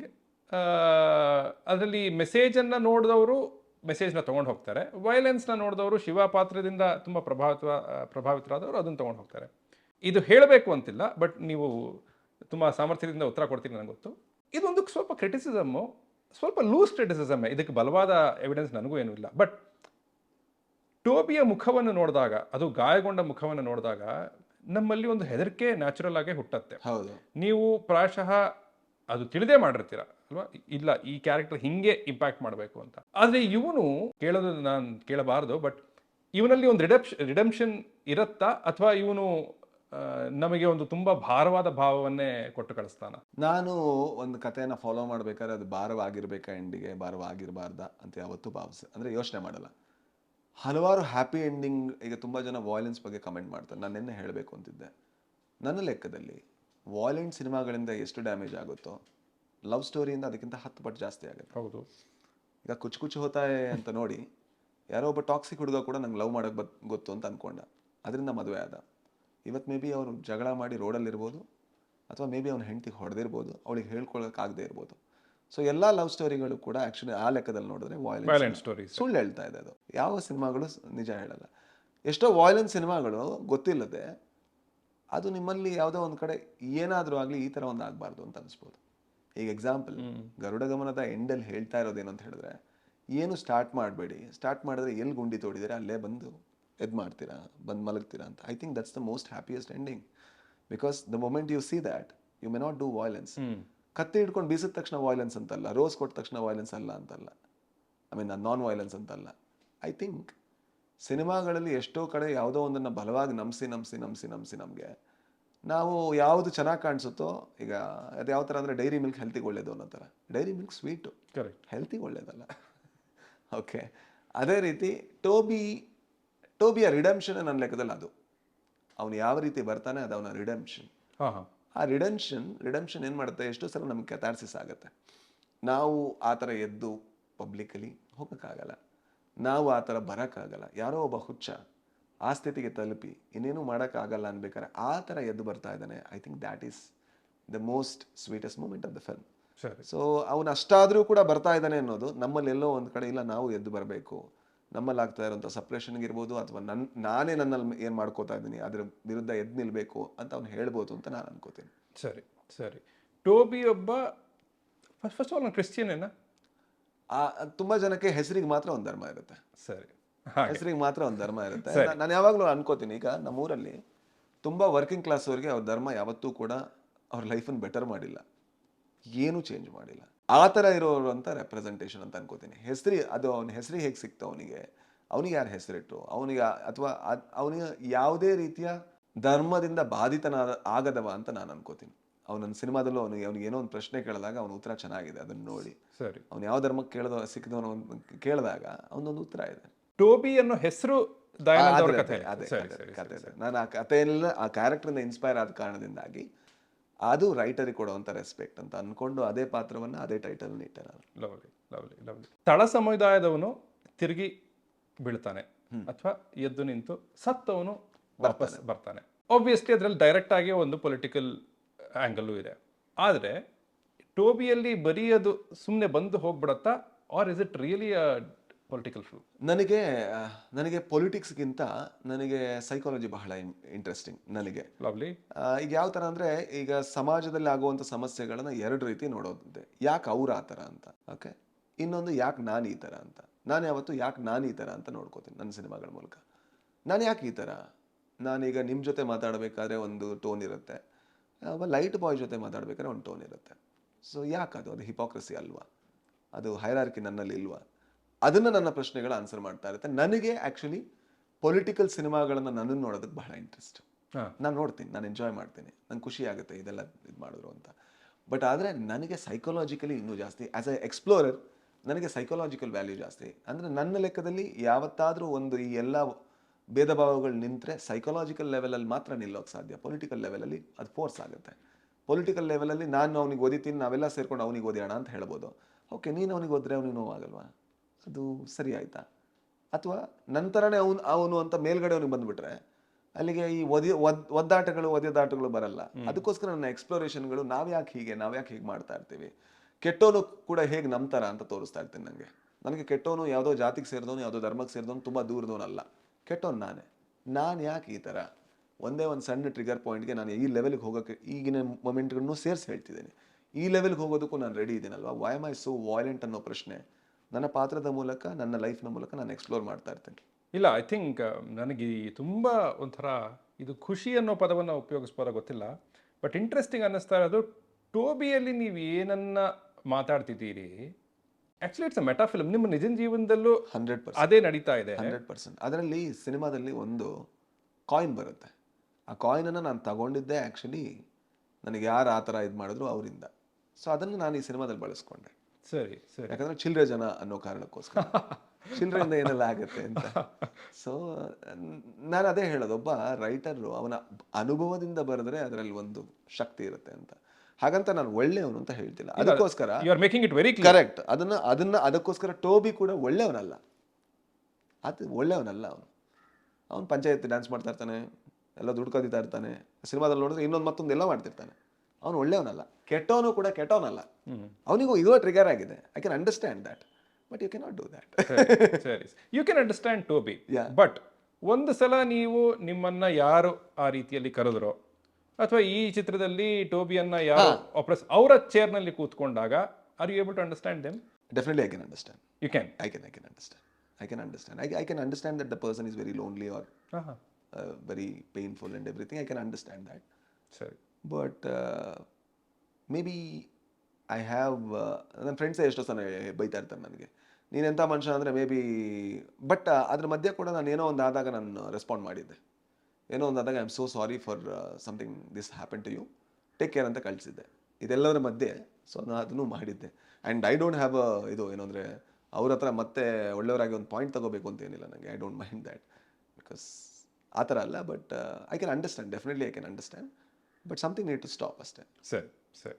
ಈಗ ನಟನೆಯ ವಿಚಾರಕ್ಕೆ ಬರೋಣ. ಒಂದು ಸಂದರ್ಶನದಲ್ಲಿ ನೀವು ಹೇಳಿದ್ರಿ, ಜನಾರ್ದನ ನಡೆಯೋ ರೀತಿಯೇ ಬಾಡಿ ಲ್ಯಾಂಗ್ವೇಜಲ್ಲಿ ಬೇರೆ ಇರುತ್ತೆ, ಶಿವಂದೇ ಬೇರೆ ಇರುತ್ತೆ, ಟೋಬಿಯದ್ದೇ ಬೇರೆ ಇರುತ್ತೆ ಅಂತ. ಇದು ನೀವು ಆ ಪಾತ್ರಗಳನ್ನ ಹೇಗೆ ಅರ್ಥ ಮಾಡ್ಕೊಂಡಿದ್ದೀರಿ, ಹೇಗೆ ನಿಮ್ಮ ಒಳಗೆ ಅದನ್ನ ತುಂಬಿಕೊಂಡಿದ್ದೀರಿ ಅನ್ನೋದರ ಒಂದು ಎಕ್ಸ್ಪ್ರೆಷನ್ ಅಂತ ನಾನು ಒಪ್ಕೋಬಲ್ಲೆ. ಬಟ್ ಅದರಲ್ಲಿ ಒಂದು ಒಂದು ಡೆಲಿಬ್ರೇಟ್ ಎಫರ್ಟು ಇರುತ್ತೆ ಅಂತ ನಾನು, ಪ್ಲೇಯಿಂಗ್ ಟು ದಿ ಗ್ಯಾಲರಿನೂ ಇರುತ್ತೆ ಅಂತ ನಾನು. ಸೊ ಆ ನಿಟ್ಟಿನಲ್ಲಿ how are these three different? ಅಂದ್ರೆ ಈಗ ಟೋಬಿಯನ್ನ ಶಿವನ್ ಮಾಡಬಾರ್ದು ಅಂತ ಆ ಡೆಲಿಬ್ರೇಟ್ ಎಫರ್ಟ್ ಹೇಗೆ ಮಾಡ್ತೀರಿ? ಐ ಥಿಂಕ್ ಒಬ್ಬ ಮನುಷ್ಯ ನಿಂತ್ಕೊಳ್ಳೋ ರೀತಿ ಅದು ಅವನು ನಿಲ್ಲೋ ರೀತಿ ಅಲ್ಲ, ಅದು ಅವನ ಮನಸ್ಸು ನಿಲ್ಲೋ ರೀತಿ.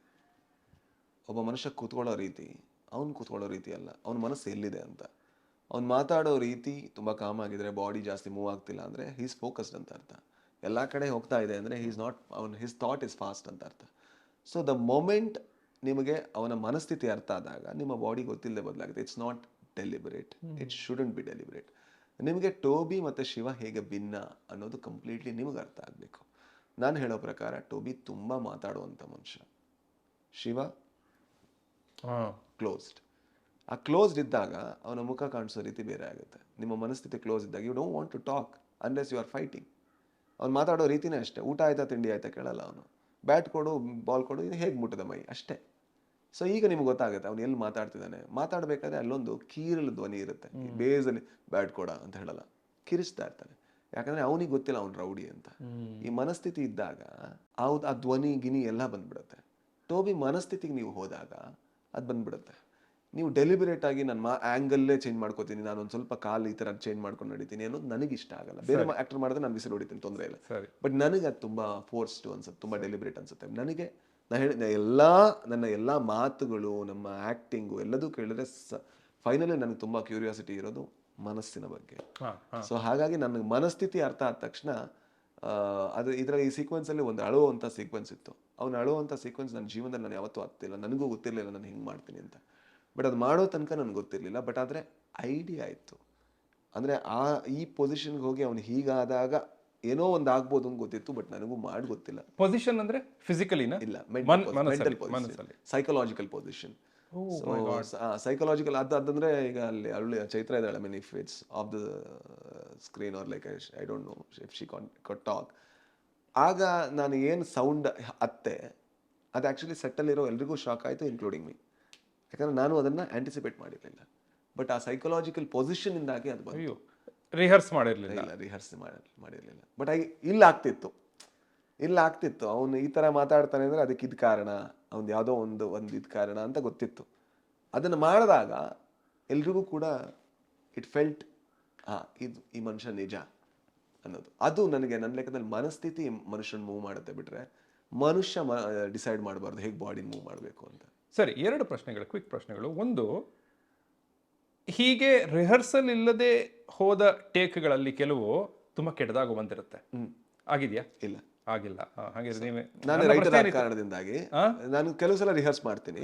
ನಾನು ರಿಹರ್ಸ್ ಮಾಡೋದಕ್ಕಿಂತ ಏನು ಮಾಡ್ತೀನಿ ಅಂದರೆ ಸೈಕಾಲಜಿಕಲಿ, ಈಗ ಎಕ್ಸಾಂಪಲ್ ಆ ಇಂಟೆನ್ಸ್ ಸಿಚುವೇಶನ್ ಇದ್ರೆ ನಾನು ಆ ಇಂಟೆನ್ಸಿಟಿಗೆ ಹೋಗೋದಕ್ಕೆ ಅವ್ರು ಏನೋ ಕ್ಯಾಮ್ರಾ ಸೆಟ್ ಮಾಡ್ತಾ ಇದ್ರೆ ನನ್ನ ಹತ್ರ ಯಾರೂ ಬರೋಂಗಿಲ್ಲ. ಯಾಕಂದರೆ ನಾನು ಹೋಗಿ ಏನು ಮಾಡಬೇಕು ಅಂತ ಡಿಸೈಡ್ ಮಾಡೋದಕ್ಕಿಂತ ನಾನು ಪಾತ್ರವಾಗೋದಕ್ಕೆ ತುಂಬ ಟೈಮ್ ತಗೋತೀನಿ. ಏನು ಮಾಡಬೇಕು ಅಂತ ರೈಟರ್ಗೆ ಗೊತ್ತಿರುತ್ತೆ, ಅವನಿಗೆ ಯಾರು ಡಿಸ್ಕ್ರಿಪ್ಷನ್ ಕೊಡುವಂಥ ಅಗತ್ಯ ಇಲ್ಲ ಕಾರಣದಿಂದ ಏನು ಮಾಡಬೇಕು ಅಂತ ಗೊತ್ತಿರುತ್ತೆ. ಏನನ್ನು ಇಂಟೆಂಡ್ ಮಾಡ್ತಿದ್ದಾನೆ, ಆ ಪಾತ್ರ ಹೇಗೆ ಫೀಲ್ ಮಾಡ್ತಿದೆ ಅಂತ ನನಗೆ ಆ ಫೀಲ್ ಆದ ತಕ್ಷಣ, ರೈಟ್ ಫೀಲ್ ಆದ ತಕ್ಷಣ ಹಿಂಗೆ ಬೆರಳು ತೋರಿಸ್ತೀನಿ. ಸೊ ಆಗ ಅವ್ರು ರೋಲ್ ಮಾಡ್ಕೋತಾರೆ, then I can come and perform. ಹಾಗಂತ ಕೆಲವು ಇಂಟೆನ್ಸ್ ಸೀಕ್ವೆನ್ಸು, ಈಗ ಚೈತ್ರ ಅವ್ರ ಜೊತೆ ಇದೆ ಒಂದು ಜಗಳ ಮಾಡುವಂಥ ಸೀಕ್ವೆನ್ಸು, ಅದು 8-9 ಟೇಕ್ ಆಯಿತು. ಬಿಕಾಸ್ ಅಲ್ಲಿ ನಾನು ಒಬ್ಬನೇ ಇಲ್ಲ, there is something called as chemistry. ಅವರೇನೋ ಕೊಡ್ತಾ ಇದ್ದಾರೆ, ನಾನೇನೋ ರಿಪ್ಲೈ ಮಾಡ್ತೀನಿ, ಅವ್ರು ಅದಕ್ಕೆ ರಿಪ್ಲೈ ಮಾಡಬೇಕು, ನಾನು ಅದಕ್ಕೆ ಇನ್ನೊಂದು ರಿಪ್ಲೈ ಮಾಡಬೇಕು. ಈಗ it is not about you just getting involve, it's also about dialogue rhythm, it's also about movement, it's also about camera, there are so many layers. ಆಗ ಏನು ಮಾಡ್ತೀನಿ ಅಂದರೆ, ಆಗ ಅದನ್ನು ರಿಹರ್ಸ್ ಮಾಡಿದ್ದೆ so that like the other artist understand, like ನೀನು ಹೇಳು, ನೀನೇನು ಹೇಳ್ತೀಯ ಅಂತ, ಐ ವಿಲ್ ಅಡ್ಜಸ್ಟ್, ನಾನು ಈ ಥರ ಹೇಳ್ತೀನಿ, ನಿಂಗಾದರೆ ಅಡ್ಜಸ್ಟ್ ಮಾಡ್ಕೋ. ಬಟ್ ತುಂಬ ಚೆನ್ನಾಗಿ ಹೇಳಿದ್ರೆ ಅಲ್ಲೇ ನನಗೆ ಸ್ವಲ್ಪ ಕ್ಲಾರಿಟಿ ಕೊಟ್ಬಿಡಿ. ಒಂದು ಕಡೆ ಏನು ಹೇಳ್ತಾ ಇದ್ದೀರಾ, ಇಲ್ಲ ಆ ಮನಸ್ಥಿತಿಗೆ ನಾನು ಹೋಗ್ತೀನಿ ಅಂತ, ಬಟ್ ಈ ರಿಹರ್ಸಲ್ ಅದನ್ನ ಬ್ರೇಕ್ ಮಾಡ್ತಾ ಇದೆ. ಇಲ್ಲ, ಮಾಡಲ್ಲ. ನೀವು ಆ ಸ್ಥಿತಿಲಿ ಇರಬೇಕು, ಆ ಸ್ಥಿತಿಯಿಂದ ಹೊರಗೆ ಬರಕ್ಕೆ ಟ್ರೈ ಮಾಡಬಾರ್ದು. ನೀವು ಅದನ್ನ ಹೇಳ್ತಾ ಇರಬೇಕಾದ್ರೆ ಕೂಡ you should be in that state. ನೋಡಿ, ನಂಗೆ ಹಿಂಗೆ ಆಗ್ತಾ ಇರುತ್ತೆ, ನೀನು ಹಿಂಗೆ ಹೇಳ್ತಾ ಇರ್ತೀನಿ, ಆ ಕಡೆ ಅದು ಬಿಟ್ಕೊಡ್ಬಾರ್ದು. ಯು ಶುಡಂಟ್ ಲೈಕ್ ಅದು ಬಿಟ್ಕೊಡ್ಬಾರ್ದು. ನೀನೇನು ಮಾಡ್ತೀಯ ಹೇಳು, ಇದು ಮುಟ್ತೀಯ ಮುಟ್ಟು, ಆಗ ನಾನು ಇದನ್ನ ಮಾಡ್ತೀನಿ ನೋಡು, ನಿಂಗೆ ಇದನ್ನ ಮಾಡೋಕ್ಕೆ ಸಾಧ್ಯ ಇದೆಯಾ ಅಂತ. ಆದರೆ ಅದೆಲ್ಲದಕ್ಕೂ ಕೂಡ ಇಮೋಷ್ನಲ್ ರೀಸನ್ ಇರಬೇಕು.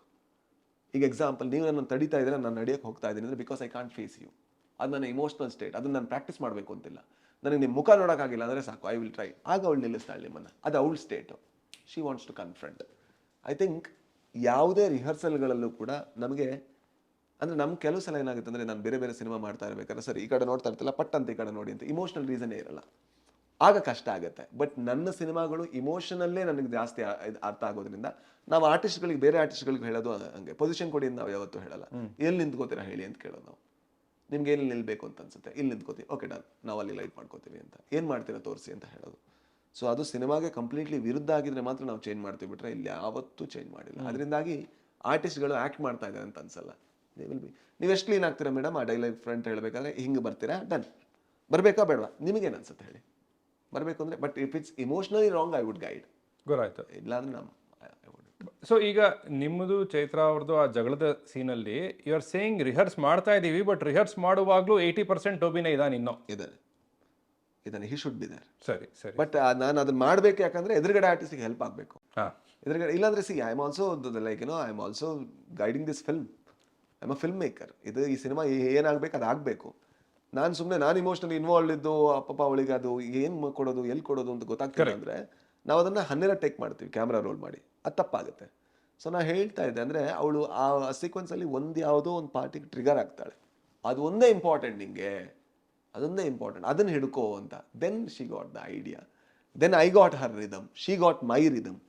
ಆಗ ಅದು ತುಂಬ ನ್ಯಾಚುರಲ್ ಆಗಿ ಕಾಣಿಸುತ್ತೆ. I think cinema is also about, ನಾನು ಯಾವತ್ತೂ ಹೇಳ್ತೇನೆ, cinema is not about reality, cinema is about fabricated reality. Correct. So ಆ ಫ್ಯಾಬ್ರಿಕೇಟೆಡ್ ಅಲ್ಲಿ ಎಷ್ಟು ನ್ಯಾಚುರಾಲಿಟಿ ಇದೆ ಅನ್ನೋದಷ್ಟೇ ಇಂಪಾರ್ಟೆಂಟ್. ಕರೆಕ್ಟ್. ಪ್ರಾಯಶಃ ಇದಕ್ಕೆ ನೀವು ಒಬ್ಬರೇ ಸರಿಯಾಗಿ ಜವಾಬ್ ಕೊಡ್ಬೋದೇನೋ, ಹಾಗಾಗಿ ಇದನ್ನ ಮಾತ್ರ ಹೇಳ್ಬಿಡಿ. ಆ ಮನಸ್ಥಿತಿಗೆ ಹೋಗೋದು ಅಂತ ಹೇಳಿದ್ರಲ್ಲ, ಅದು ಯಾವ ಮನಸ್ಥಿತಿ? ಆವತ್ತು ಏನು ಯಾವ ದೃಶ್ಯವನ್ನ ಚಿತ್ರೀಕರಿಸಬೇಕೋ ಆ ಟೋಬಿಯ ಮನಸ್ಥಿತಿನ, ಅಥವಾ ಒಂದು ಓವರ್ ಆಲ್ ಮನಸ್ಥಿತಿಗೆ ಹೋಗ್ತೀವಿ? ಅವತ್ತು ಯಾವ ದೃಶ್ಯ, ಅವನು ಎಷ್ಟು ಏಜ್ ಆಗಿದೆ, ಅದು ಇಂಪಾರ್ಟೆಂಟ್. ಅವನು ಎಲ್ಲಿಂದ ಬಂದಿದ್ದಾನೆ, ಅವನು ಏನು ಮಾಡ್ತಾ ಇದ್ದಾನೆ, ಅವ್ನ ಪಕ್ಕದ ಮನೇಲಿ ಯಾರಿದ್ದಾರೆ, ಅಲ್ಲೇನು ಅಡುಗೆ ಆಗ್ತಾ ಇರ್ಬೋದು, ಅವನು ಎಲ್ಲಿ ಕೂತಿದ್ದಾನೆ, ಅಲ್ಲಿ ನಿಂತಿರೋಳು ಎಷ್ಟು ವರ್ಷದಿಂದ ಪರಿಚಯ, ಇದೆಲ್ಲ ನಿಮ್ಗೆ ಗೊತ್ತಾಗ್ತಾ ಇದ್ದಾಗೆ ನೀವು ಕೂತ ತಕ್ಷಣ ನಿಮಗೆ ಗೊತ್ತಾಗುತ್ತೆ. ಬಟ್ ಈ ಫಿಲಮ್ ಎಲ್ಲಿಗೆ ಹೋಗುತ್ತೆ ಅನ್ನೋದು ಇರುತ್ತಾ? ಅರ್ಥ ಆಗಿಲ್ಲ. ಫಾರ್ ಎಕ್ಸಾಂಪಲ್, ಈ ಚಿತ್ರದಲ್ಲಿ ಲೆಟಸೇ ಅದು ಟ್ರೇಲರ್ ಬರಲಿಲ್ಲ, ಬಟ್ ನಾನು ಸುಮ್ಮನೆ ಅದನ್ನು ಅಸ್ಯೂಮ್ ಮಾಡ್ಕೊಂಡು ಕೇಳ್ತಾ ಇದ್ದೀನಿ. ಒಬ್ಬ ತಳ ಸಮುದಾಯದವನು ತಿರುಗಿ ಬೀಳೋದು ಅನ್ನೋದೊಂದು ಕೋರ್ ಪ್ಲಾಟ್ ಅಂತ ಅನ್ಕೋಣ ಈ ಚಿತ್ರದ್ದು. ಈ ದೃಶ್ಯದಲ್ಲಿ ಸರಿ, ಇದೆಲ್ಲ ಈ ದೃಶ್ಯಕ್ಕೆ ಸಂಬಂಧಪಟ್ಟ ವಿಚಾರಗಳು, ಪಕ್ಕದ ಮನೆ, ಅಡುಗೆ, ಆಕೆ ಯಾರು, ಆಕೆ ನನ್ನ ಸಂಬಂಧವೇನು, ಅದೆಲ್ಲ. ಬಟ್ ಬೇಸಲ್ಲಿ ಇಲ್ಲ, ಟೋಬಿ ಈ ಸಮುದಾಯದವನು ಅಂತ ಹೇಳ್ಕೊಡ್ತಾ ಇರ್ತೀರಾ? ಅಥವಾ ಸಾರಿ, ಇನ್ನೊಂದು ಕೇಳ್ಬಿಡ್ತೀನಿ, ಟೋಬಿ ಹೀಗೆ, ಟೋಬಿ ಹಾಗೆ ಅಂತ ಹೇಳ್ಕೊಡ್ತಾ ಇರ್ತೀರಾ, ಅಥವಾ ನಾನು ಹೀಗೆ, ನಾನು ಹಾಗೆ ಅಂತ? Are you already Toby? Toby ತುಂಬ ಇಂಪಾರ್ಟೆಂಟ್. ಟೋಬಿ ಒಂದು, ಮತ್ತೆ ಆ ಸೀನ್ ತುಂಬ ಇಂಪಾರ್ಟೆಂಟ್. ರೈಟಿಂಗ್ ಚೆನ್ನಾಗಿದ್ರೆ ಅಲ್ಲಿ ಅವನು ಊಟ ಆಯ್ತಾ ಅಂತ ಕೇಳಬೇಕಾದ್ರೆ ಬರೆದಿರುವಂಥ ರೀತಿಲಿ ಯಾರ ಹತ್ರ ಕೇಳ್ತಾ ಇದ್ದಾನೆ ಅನ್ಬೇಕಾದ್ರೆ ಅವ್ನು ಯಾರು ಅಂತ ಗೊತ್ತಾಗ್ಬಿಡುತ್ತೆ. ರೈಟಿಂಗ್ ಚೆನ್ನಾಗಿಲ್ದಿರ್ಬೇಕಾದ್ರೆ ನೀವು ಏನು ಮಾಡಿದ್ರು ವರ್ಕ್ ಆಗಲ್ಲ. ರೈಟಿಂಗ್ ಚೆನ್ನಾಗಿದ್ರೆ ನೀವು ಆ ಸೀನನ್ನು ಮಾತ್ರ ಜಾಗ್ರತೆ ಮಾಡಿದ್ರೆ ಆಯಿತು. ಎಲ್ಲಿಂದ ಬಂದಿದ್ದಾನೆ ತುಂಬ ಇಂಪಾರ್ಟೆಂಟ್, ಹಿಂದ್ಗಡೆ ಸೀನ್ ಇಂಪಾರ್ಟೆಂಟು, ಅವ್ನು ಸ್ಮಶಾನದಿಂದ ಬಂದ ಅಥವಾ ಹೋಟ್ಲಿಂದ ಬಂದ ಅನ್ನೋದು ತುಂಬ ಇಂಪಾರ್ಟೆಂಟು. ಅದು ಗೊತ್ತಾಗ್ತಿದ್ದಂಗೆ ರೈಟಿಂಗ್ ಮೇಲೆ ನಂಬಿಕೆ ಇಡಬೇಕು. ರೈಟಿಂಗಲ್ಲೇ ಇರುತ್ತೆ ಅದು. ಅವ್ನು ಯಾವ ಥರ ಕೂರ್ತಾನೆ ಅಂತ ನಿಮಗೆ ಗೊತ್ತಿದ್ರೆ, ಅವ್ನು ಎಲ್ಲಿಂದ ಬಂದ ಅಂತ ಗೊತ್ತ ತಕ್ಷಣ ನೀವು ಹೆಂಗೆ ಕೂರ್ತೀರ ಅಂತ ನೀವು ಡಿಸೈಡ್ ಮಾಡ್ಬಿಡ್ಬೋದು. ಅದ್ರ ಜೊತೆಗೆ ನಾನೇನು ಹೇಳಿದೆ, ಆಗ ಹೇಳಿದೆ ನಿಮಗೆ, ಏನು ನೀವು ಒಂದು ಸೀಕ್ವೆನ್ಸ್ ಕೇಳಿದಾಗ ಈ ಎಲ್ಲ ಎಲಿಮೆಂಟ್ಗಳು ಕೇಳಿ ನೋಡಿ ಆಗ ರಿಷಬ್ ಅವರು ಆ ಥರ ನೋಡ್ತಾ ಇದ್ದಾರೆ ಅಂತ ಕನ್ವೆ ಆಯಿತು ಅಂತ. ಅದೇ ರೀತಿ ಇಲ್ಲಿ ಕೂಡ ರೈಟಿಂಗು, ಕ್ಯಾಮ್ರಾ ಆ್ಯಂಗಲ್ಲು ಆ್ಯಂಡ್ ಎದುರುಗಡೆ ಆ್ಯಕ್ಟರ್ಗಳು ಎಲ್ಲದೂ ಸೇರಿ ಜೊತೆಗೆ ಡೈಲಾಗ್ ಅದೆಲ್ಲದೂ ಸೇರಿ ಆಗ ಈ ಪಾತ್ರ ಎಲ್ಲಿದ್ದಾನೆ, ಸಿನಿಮಾದಲ್ಲಿ ಎಲ್ಲಿದೆ ಅನ್ನೋದಕ್ಕೆ ಮಹತ್ವ ಬರೋಕ್ಕೆ ಸಾಧ್ಯ. ಬರೀ ಪರ್ಫಾರ್ಮೆನ್ಸಿಂದ ಏನೂ ಆಗಲ್ಲ. ಬರೀ ಪರ್ಫಾರ್ಮೆನ್ಸ್ ಯಾವುದನ್ನು ನಂಬಬೇಕು ಅಂದರೆ ರೈಟಿಂಗನ್ನು ನಂಬಬೇಕು. ರೈಟಿಂಗೇ ಕರೆಕ್ಟ್ ಅದ್ಭುತವಾದ ಉತ್ತರ. ಸಾರಿ, ಅದೊಂದು ನಾನೇ ಜಂಪ್ ಮಾಡಿಬಿಟ್ಟೆ. ಅಲ್ಲಿ ಕೂತು ಯೋಚನೆ ಮಾಡುವಾಗ ಟೋಬಿ ಏನು ಮಾಡ್ತಾನೆ ಅಂತ ಯೋಚನೆ ಮಾಡ್ತಾ ಇದ್ದೀರಾ, ಅಥವಾ ನೀವು ಆಲ್ರೆಡಿ ಟೋಬಿ ಆಗ್ಬಿಟ್ಟಿದ್ದೀರಿ, ನಾನೇನು ಯೋಚನೆ ಮಾಡ್ತಾ ಇದ್ದೀನಿ ಅಂತ ಯೋಚನೆ ಮಾಡಿ? ನಾನು ಟೋಬಿ ಆಗಿದ್ದೀನಿ. ನಾನು ಯಾವತ್ತು ಟೋಬಿ ಏನು ಯೋಚನೆ ಮಾಡ್ತಾನೆ ಅಂತ ಅನ್ಕೊಳ್ಳಲ್ಲ, ಅದು ತುಂಬ ದೂರ ಆಗ್ಬಿಡುತ್ತೆ. ನನಗೆ ಇಷ್ಟ ಸಿಂಪಲ್. ನಾನು ನೋಡೋ ರೀತಿ ಚೇಂಜ್ ಇರುತ್ತೆ ನಾರ್ಮಲಿ. ನಾನು ಆ್ಯಕ್ಚುಲಿ ಈ ಸಿನಿಮಾ ಮುಗಿಯೋ ತನಕ ನಗೋ ರೀತಿ ಚೇಂಜ್ ಆಗಿತ್ತು. ಅದನ್ನು ಪಕ್ಕದವರೆಲ್ಲ ಹೇಳ್ತಾ ಇದ್ರು, ಬಟ್ ನನಗೆ ಗೊತ್ತಾಗ್ತಿರಲಿಲ್ಲ. ಎಸ್ಪೆಷಲಿ ಫಸ್ಟ್ ಶೆಡ್ಯೂಲ್ ಆಗಬೇಕಾದ್ರೆ, ಯಾಕಂದರೆ ಫಸ್ಟ್ ಶೆಡ್ಯೂಲಲ್ಲಿ ಅವನಿಗೆ ನಾವು ಆ್ಯಕ್ಚುಲಿ ಇದನ್ನು ರಿವರ್ಸ್ ಶೂಟ್ ಮಾಡ್ಕೊಂಡು ಬರಬೇಕಾಯ್ತು. ಫಸ್ಟಿಗೆ ತುಂಬ ಇಂಪಾರ್ಟೆಂಟ್ ಸೀಕ್ವೆನ್ಸ್ಗಳನ್ನು ಶೂಟ್ ಮಾಡಿಕೊಂಡು ಆಮೇಲೆ ಅದು ತುಂಬ ಕಷ್ಟ, ಬಟ್ ಆ ಥರ ಮಾಡಿ ಬಂದಿದ್ದು. ಅದು ಬರಬೇಕಾದ್ರೆ ಆ್ಯಕ್ಚುಲಿ ಅಲ್ಲಿ ಆ ಇಂಟೆನ್ಸಿಟಿಯಿಂದಾಗಿ ನನಗೆ ಕಂಪ್ಲೀಟ್ಲಿ ನಾನು ನಗುವಂಥ ರೀತಿ ಚೇಂಜ್ ಆಗಿತ್ತು. ಎಲ್ಲರೂ ಕೇಳ್ತಾ ಇದ್ರು ಏನಾಯ್ತು ನಿಮಗೆ, ನನಗೂ ಗೊತ್ತಾಗ್ತಿಲ್ಲ, ಬಟ್ ಹೇ ಹೇ ಅಂತಿದ್ದೆ. ಸರಿ. ಈ ಚಿತ್ರದಲ್ಲಿ ಒಂದು ತುಂಬ ಇಂಪಾರ್ಟೆಂಟ್ ಫೈಂಡ್ ಚೈತ್ರ ಅವರಾಗ್ತಾರ? ಹೌದು, ಅವಳು ಫೈಂಡ್ ಅಲ್ಲ, ಅವಳು ದೇವದಲ್ಲಿ ಬೇರೆ ಬೇರೆ ಸಿನಿಮಾ ಮಾಡಿದ್ದಾಳೆ. ಆ್ಯಂಡ್ ಈಗ ಗಿಲ್ಕಿ ಅನ್ನೋ ಸಿನಿಮಾದಲ್ಲಿ ಒಂದು ತುಂಬ ಒಳ್ಳೆ ಪರ್ಫಾರ್ಮೆನ್ಸ್ ಮಾಡಿದ್ದಾಳೆ. ಬಟ್ ನಮ್ಮ ಸಿನಿಮಾದಲ್ಲಿ ಪರ್ಫಾರ್ಮೆನ್ಸಿಗೆ ಎಲ್ಲದೂ ಒಳ್ಳೆ ಸಿನಿಮಾದಲ್ಲೇ ಮಾಡಬೇಕು ಅಥವಾ ಹಿಟ್ ಸಿನಿಮಾಗಳಲ್ಲೇ ಮಾಡಬೇಕು ಅನ್ನೋ ದರ್ದಿರೋದ್ರಿಂದ ಐ ಥಿಂಕ್ ಇದು ಅವಳಿಗೆ ತುಂಬ ಒಳ್ಳೆ ಒಂದು ಪ್ಲ್ಯಾಟ್ಫಾರ್ಮ್ ಆಗುತ್ತೆ. ನನಗೆ ಅದ್ರ ಜೊತೆಗೆ ಇದರಲ್ಲಿ ಆ್ಯಕ್ಟ್ ಮಾಡಿರುವಂತಹ ತುಂಬ ಆ್ಯಕ್ಟರ್ಗಳು, ಸಂಧ್ಯಾ ಹರಕೆರೆ ಇರ್ಬೋದು, ಅವರ ಸಂಧ್ಯಾ ಹರಕೆರೆ ಗೊತ್ತಲ್ಲ ನಿಮಗೆ? ನಾನು ಫೋಟೋ ಅಂತ ಒಂದು ಫಿಲಮ್, ಫೋಟೋ, ಹೌದು, ಅದರ ಇವರು ಉತ್ಸವ ಗುಣವರ್ ಅಂತ, ಅವ್ರ ಹತ್ರ ಬರೀ ಸಂಧ್ಯಾ ಅವ್ರ ಬಗ್ಗೆನೇ ಮಾತಾಡ್ತಾ ಇದ್ದೆ. ಇವ್ರು ಏನು ಯಾವ ಪಾತ್ರ ಕೊಟ್ಟರು ಹಿಂಗೆ ಮಾಡ್ತಾರೆ? ಅವ್ರು ಹೇಳ್ತಾರೆ, ಇಲ್ಲ ಸರ್, ಅವರು ಎಲ್ಲ ಪಾತ್ರಗಳನ್ನ ತಗೊಳ್ಳಲ್ಲ, ತಗೊಂಡ್ರೆ ಪಾಪ ಅದಕ್ಕೆ ರಿಹರ್ಸ್ ಮಾಡ್ತಾರೆ, ಪ್ರಿಪೇರ್ ಆಗ್ತಾರೆ. ಸಂಧ್ಯಾ ಅವರಿಗೆ ಅವಕಾಶ ಜಾಸ್ತಿ ಸಿಕ್ಕಿದ್ರೆ, ಮತ್ತು ಇದರಲ್ಲಿರುವಂಥ ಬೇರೆ ಬೇರೆ ಆ್ಯಕ್ಟರ್ಗಳು, ಜೊತೆಗೆ ಯೋಗೀಶ್ ಅಂತ ಒಬ್ಬರು ನಟ ಇದ್ದಾರೆ, ಆ್ಯಂಡ್ ರಾಜ್ B.Shetty ತುಂಬ ಒಳ್ಳೊಳ್ಳೆ ಸಿನಿಮಾಗಳನ್ನು ಮಾಡಿದ್ದಾರೆ. ಮತ್ತೆ ಅವರಿಗೆ ತುಂಬ ಒಳ್ಳೊಳ್ಳೆ ಸಿನಿಮಾಗಳು ಸಿಕ್ಕಿದ್ರೆ, ಜೊತೆಗೆ ಸಂಯುಕ್ತ ಹೊರನಾಡು ತುಂಬ ಹೆಸರು ಮಾಡಿದ್ರೆ, ಜೊತೆಗೆ ಗೋಪಾಲಕೃಷ್ಣ ದೇಶಪಾಂಡೆ, ನಾ ಏನು ಹೇಳ್ಬೇಕಂತಿಲ್ಲ, ಆಯಪ್ಪ ದುಡ್ಡು ಮಾಡ್ತಾ ಇದ್ದಾರೆ, ಅವ್ರು ಇನ್ನೂ ಜಾಸ್ತಿ ದುಡ್ಡು ಮಾಡಿದ್ರೆ, ಭರತ್ ಅವರಿಗೆ ಲೀಡ್ ಆ್ಯಕ್ಟರ್ ಆಗಿ ಒಂದು ಸ್ಪೇಸ್ ಸಿಕ್ಕಿದ್ರೆ I would be the happiest. ಅದು ಒಂದು ಸಿನಿಮಾದ ತುಂಬ ದೊಡ್ಡ ಸಕ್ಸಸ್ ಆಯಿತು. ಇನ್ಯಾರಾದ್ರೂ ಹೆಸರು ಬಿಟ್ನಾ? ಇಲ್ಲ ಅಲ್ವಾ, ಹೆಚ್ಚಿನವ್ರದ್ದು ಹೇಳಿದ್ದೇನೆ. ನೀವು ಇತ್ತೀಚೆಗೆ ಅದು ಯಾವಾಗ ನಡೀತೋ ಗೊತ್ತಿಲ್ಲ, ಇತ್ತೀಚೆಗೆ ಒಂದು ಕಾಲೇಜಿನಲ್ಲಿ ಮಾರ್ಕೆಟಿಂಗ್ ಬಗ್ಗೆ ಮಾತಾಡಿದ್ರಿ. ಅದನ್ನು ನೋಡಿದ್ರೆ ನೀವು? ಅದನ್ನ ನಾನು ನೋಡಿದೆ. ಅಯ್ಯೋ ದೇವ್ರೆ, ಅಲ್ಲ ನೋಡಿ, ಒಂದು ಇಂಟರ್ವ್ಯೂಗೆ ಎಷ್ಟು ಪ್ರಿಪೇರ್ ಆಗಿ ಬರಬೇಕು, ಚೆನ್ನಾಗಿತ್ತು ಅದು. ಯಾಕಂದರೆ ನೀವು ಮಾತುಗಾರರು ಅಂತ ಎಲ್ರಿಗೂ ಗೊತ್ತು, ನೋಡೋಣ ಇವ್ರು ಏನು ಹೇಳಿದ್ದಾರೆ ಅಂತ ನೋಡ್ತಾ ಇದ್ದೆ. ಅದರಲ್ಲಿ you sell the emotion, you sell the character, that is how you market the film ಅಂತ ಹೇಳ್ತಾ ಇದ್ರಿ. ಸೊ ಮಾರ್ಕೆಟಿಂಗ್ ಬಗ್ಗೆ ಒಂದು ಎರಡು ಪ್ರಶ್ನೆಗಳು. ಮಾರಿಗೆ ದಾರಿ, ಈ ಟ್ಯಾಗ್ ಲೈನ್ ಬೇಕು ಅಂತ ನಿಮ್ಗೆ ಯಾಕೆ ಅನ್ನಿಸ್ತು? ಟೋಬಿ ಇಟ್ಸ್ ಇಸ್ ಅ ಪವರ್ಫುಲ್ ಹೆಸರು. ಸೊ ಟ್ಯಾಗ್ ಲೈನ್ ಮಾರ್ಕೆಟಿಂಗ್ನ ಒಂದು ಐಡಿಯಾ ಅಂತ ಅನ್ಕೋಬೇಕಾ ಅಥವಾ ಏನು? ಆ ಸ್ಕ್ರಿಪ್ಟ್ ಬರಿಬೇಕಾದ್ರೆ ಒಂದು ಇಂಪಾರ್ಟೆಂಟ್ ಸ್ಟೇಜಲ್ಲಿ ಯಾರೋ ಹೊಗೆ ಹಾಕೊಂಡ್ಬರ್ತಾರೆ. ಆ ಹೊಗೆಯಿಂದ ಮಧ್ಯದಲ್ಲಿ ಅವ್ನು ಕುದುರೆಯಿಂದ ಹತ್ಕೊಂಡ್ಬರ್ತಾನೆ, ಕರೆಕ್ಟ್ ಅಲ್ವಾ? ಅದು ಹತ್ಕೊಂಡ್ಬರ್ಬೇಕಾದ್ರೆ ಏನೋ ಹೇಳಬೇಕಿತ್ತು ಅವ್ರು ಏನು ಹೇಳ್ಬೋದು ಅಂತ ಯೋಚನೆ ಮಾಡ್ಬೇಕಾದ್ರೆ ನಾನು ಅದು ಬರೆದೆ. ಅದು ಬರಿಬೇಕಾದ್ರೆ ಐ ಫೆಲ್ಟ್ ಅಂತ, ಸರಿ, ಅದು ಇಮೋಷನ್ ನಂದು, ಐ ಸೋಲ್ಡ್ ಇಟ್. ಸರಿ. ಸೊ ಯಾವತ್ತೂ ಕೂಡ ನಾವು ಮಾರ್ಕೆಟ್ಗಿಂತ ಭಿನ್ನ ಅಂತ ಅನ್ಕೊಳ್ಳೋದು ನನಗೆ ಯಾವತ್ತೂ ತಪ್ಪಾಗುತ್ತೆ. ನನಗೆ ಯಾವುದು ವರ್ಕ್ ಆಗಿದೆ ಅದು ಆಡಿಯನ್ಸಿಗೆ ವರ್ಕ್ ಆಗುತ್ತೆ ಅನ್ನೋದು ಒಳ್ಳೆ ಮಾರ್ಕೆಟಿಂಗ್ ಅಂತ ಅನ್ಕೋತೀನಿ. ನನಗೆ ಅದು ಬರಬೇಕಾದ್ರೆ ಮಾರಿ ಮಾರಿ ಮಾರಿ ಮಾರಿಗೆ ದಾರಿ ಅಂತ ಹೇಳ್ಕೊಂಬರ್ತಾರೆ ಅವ್ರು ಹೇಳ್ಕೊಂಬರ್ತಾರೆ. ಅದು ಹೇಳ್ಕೊಂಬಂದ ತಕ್ಷಣ ನನಗೇನಾಯ್ತಲ್ವಾ, ಬರಿಬೇಕಾದ್ರೆ ಅದು ಕಿಕ್ಕು, ಅದಕ್ಕೆ ಆಡಿಯನ್ಸ್ನ ಪ್ರಿಪೇರ್ ಮಾಡಬೇಕಿತ್ತು ನನಗೆ. So also preparation. ಆ ಸೌಂಡ್ ಬರಬೇಕಾದ್ರೆ they need to know that already ಸೌಂಡಿಗೆ ವಿಸಿಲ್ ಹೊಡಿಬೇಕು, ಅರ್ಥ ಆಯ್ತಾ? ಅದರಿಂದಾಗಿ ಆ ಇಮೋಷನ್ ನಾನು ಮುಂಚೆ ಕೊಟ್ಟೆ, ನೋಡ್ರಿ ದಯವಿಟ್ಟು ಇದಕ್ಕೊಂದು ವಿಸಿಲ್ ಹೊಡಿರಿ ಅಂತ. ಸೊ ದಟ್ಸ್ ದ ರೀಸನ್ ನನ್ನ ಕ್ಯಾಪ್ಷನ್ ಇಂದ ಹಿಡಿದು ಕೆಣಕಿದರೆ ಕುರಿಯು ಮಾರಿ ಆದಿತ್ತು, ಅದೇ ಮತ್ತೊಂದು ಮೆಟಾ ಫಿಲ್ಮ್ ಕೂಡ, ಕೆಣಕಿದರೆ ಕುರಿಯು ಮಾರಿ ಆದಿತ್ತು, ಮಾರಿ ಮಾರಿ ಮಾರಿಗೆ ದಾರಿ ಅಂತ. Okay, super. ಮುಂಚೆ ಒಂದು ತಿಂಗಳು ಮುಂಚೆನೆ ಟ್ರೈಲರ್ನ ಬಿಡುಗಡೆ ಮಾಡ್ತಾ ಇದ್ರು. ಇತ್ತೀಚೆಗೆ 2 ವಾರಗಳ ಮುಂಚೆ, 1 ವಾರದ ಮುಂಚೆ ಮಾಡ್ತಾರೆ. ನೀವು 3 ವಾರಗಳ ಮುಂಚೆ ಮಾಡಿದ್ದೀರಿ. ಹೌದು, ಅದೇ ನೀವು ಹೇಳ್ದಂಗೆ ಅದಕ್ಕೆ ಯಾವುದಕ್ಕೂ ಕರೆಕ್ಟ್ ಆದ ಫಿಲೋ ಇದಿಲ್ಲ.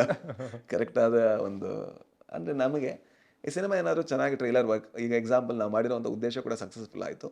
ಬೇರೆ ಬೇರೆ ಭಾಷೆಗಳಿಂದ ಆ್ಯಕ್ಚುಲಿ ಡಿಸ್ಟ್ರಿಬ್ಯೂಟರ್ಗಳು ಫೋನ್ ಮಾಡಿ ಚೆನ್ನಾಗಿದೆ ಅನಿಸ್ತಾ ಇದೆ, ನಾವು ನೋಡ್ಬೋದಾ ಅಂತ ಕೇಳ್ತಾ ಇದ್ದಾರೆ. ಸೊ ಒಂದು ಕನ್ನಡದ ಸಿನಿಮಾ ಬೇರೆ ಭಾಷೆಗೆ ಹೋಗುತ್ತೆ ಅಂದರೆ ಸೊ ನಾವು ಮಾರ್ಕೆಟನ್ನು ವಿಸ್ತರಿಸುವಂಥ ಚಾನ್ಸ್ ಜಾಸ್ತಿ ಇತ್ತು. ನನಗೆ ಅದು ಅನಿಸ್ತಾ ಇತ್ತು, because we sold emotion so well from the beginning. ಇದರಲ್ಲೂ ಕೂಡ ಒಂದು ಸಣ್ಣ ಇಮೋಷನ್ ಕನೆಕ್ಟ್ ಆದರೂ ಕೂಡ ನಾನು ಅದೇ ಹೇಳ್ತೀನಿ, ಟ್ರೈಲರಲ್ಲಿ ಏನೂ ಇಲ್ಲ.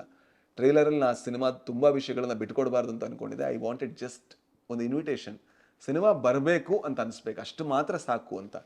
ಹಲವಾರು ಮೂಮೆಂಟ್ಗಳು, ತುಂಬ ಇಮೋಷನಲ್ ಮೂಮೆಂಟ್ಗಳನ್ನು ನನಗೆ ಇದರಲ್ಲಿ ಹಾಕೋಕ್ಕಾಗಿಲ್ಲ. ಯಾಕಂದರೆ ಹಾಕಿದ್ರೆ ಗರುಡ ಗಮನದಲ್ಲಿ ಅದು ಮಾಡಿದ್ವಿ.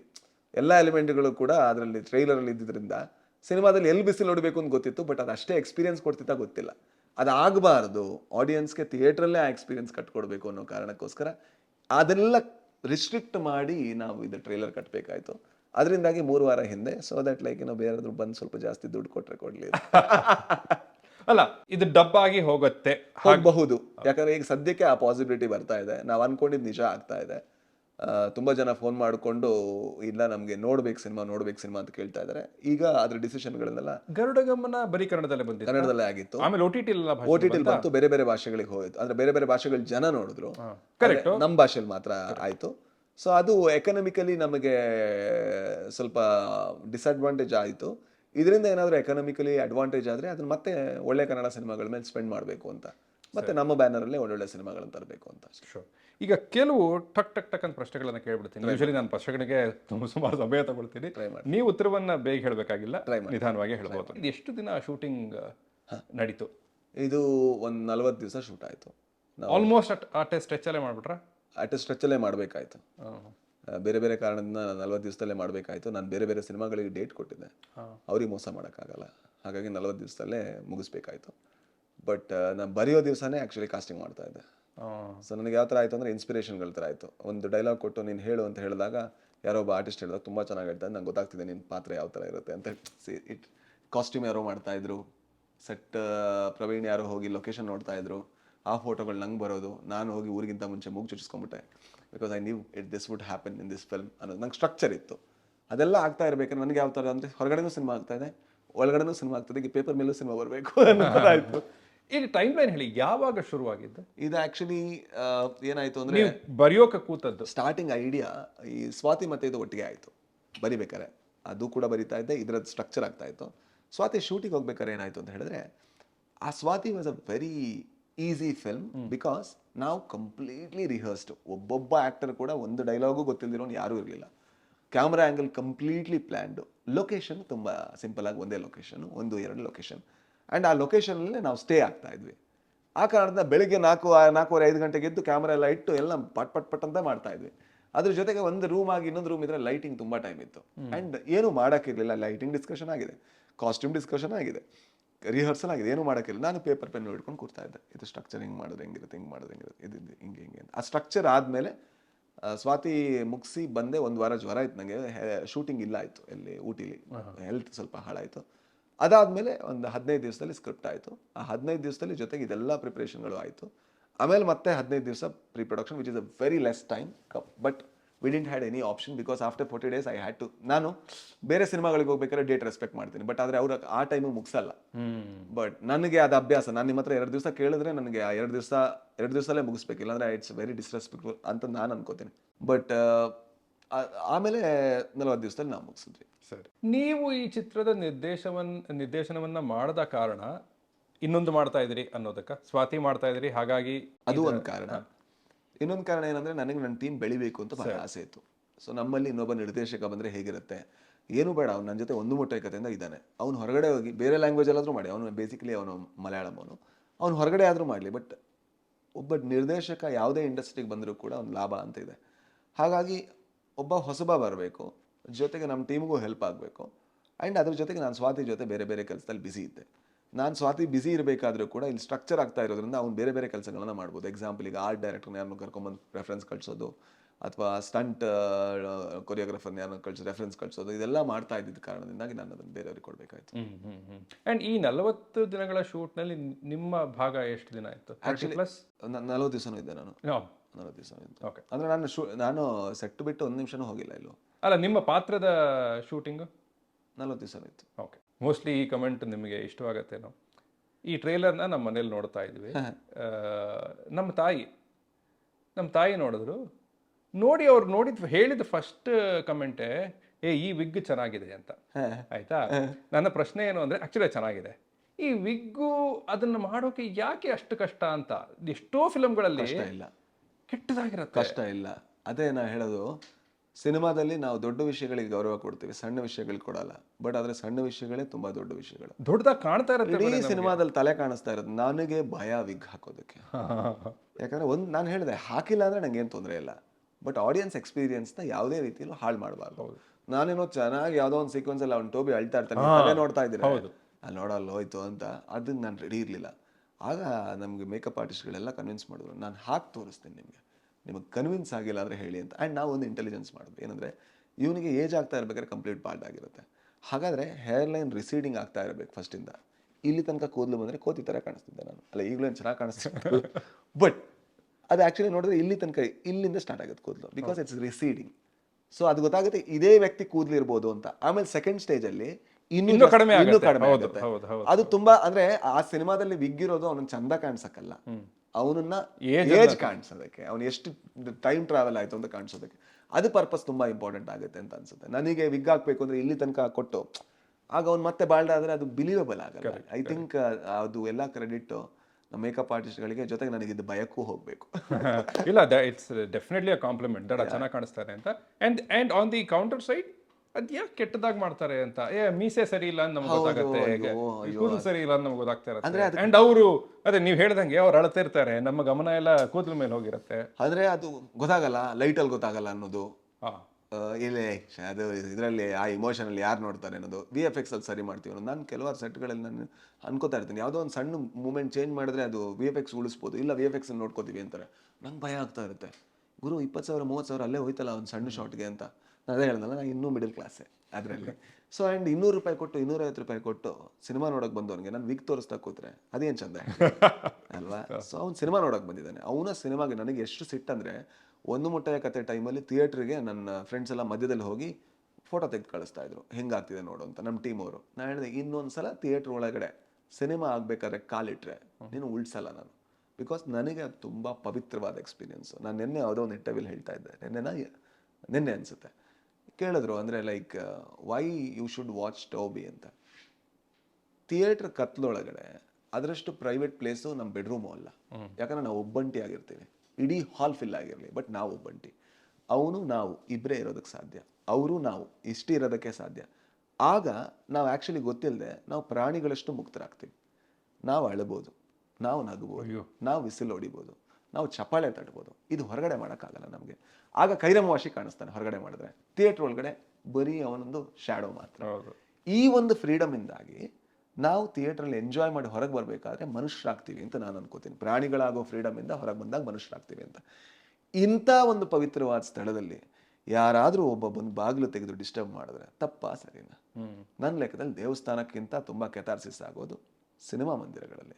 ಸೊ ಅದರಿಂದಾಗಿ ನನಗೆ ಆ ವಿಗ್ಗು ತುಂಬ ಇಂಪಾರ್ಟೆಂಟ್. ಯಾಕೆ ಅಂತ ಹೇಳಿದ್ರೆ ಅದು ಕೂಡ ಆಡಿಯನ್ಸ್ ಎಕ್ಸ್ಪೀರಿಯನ್ಸನ್ನು ಹಾಳು ಮಾಡಬಾರ್ದು. ಹೌದು, ಇದು ಪ್ರಶ್ನೆ ಅಲ್ಲ, ನಿಮಗೆ ಆ ಇಮೇಜ್ ಹೇಗೆ ಹೊಳಿತು ಅನ್ನೋದು, ಅಥವಾ ಆ ಇಮೇಜರಿ ಹೇಗೆ ಹೊಳಿತು ಅನ್ನೋದು. ಕುದುರೆಯ ಮೇಲೆ ಮಾರಿ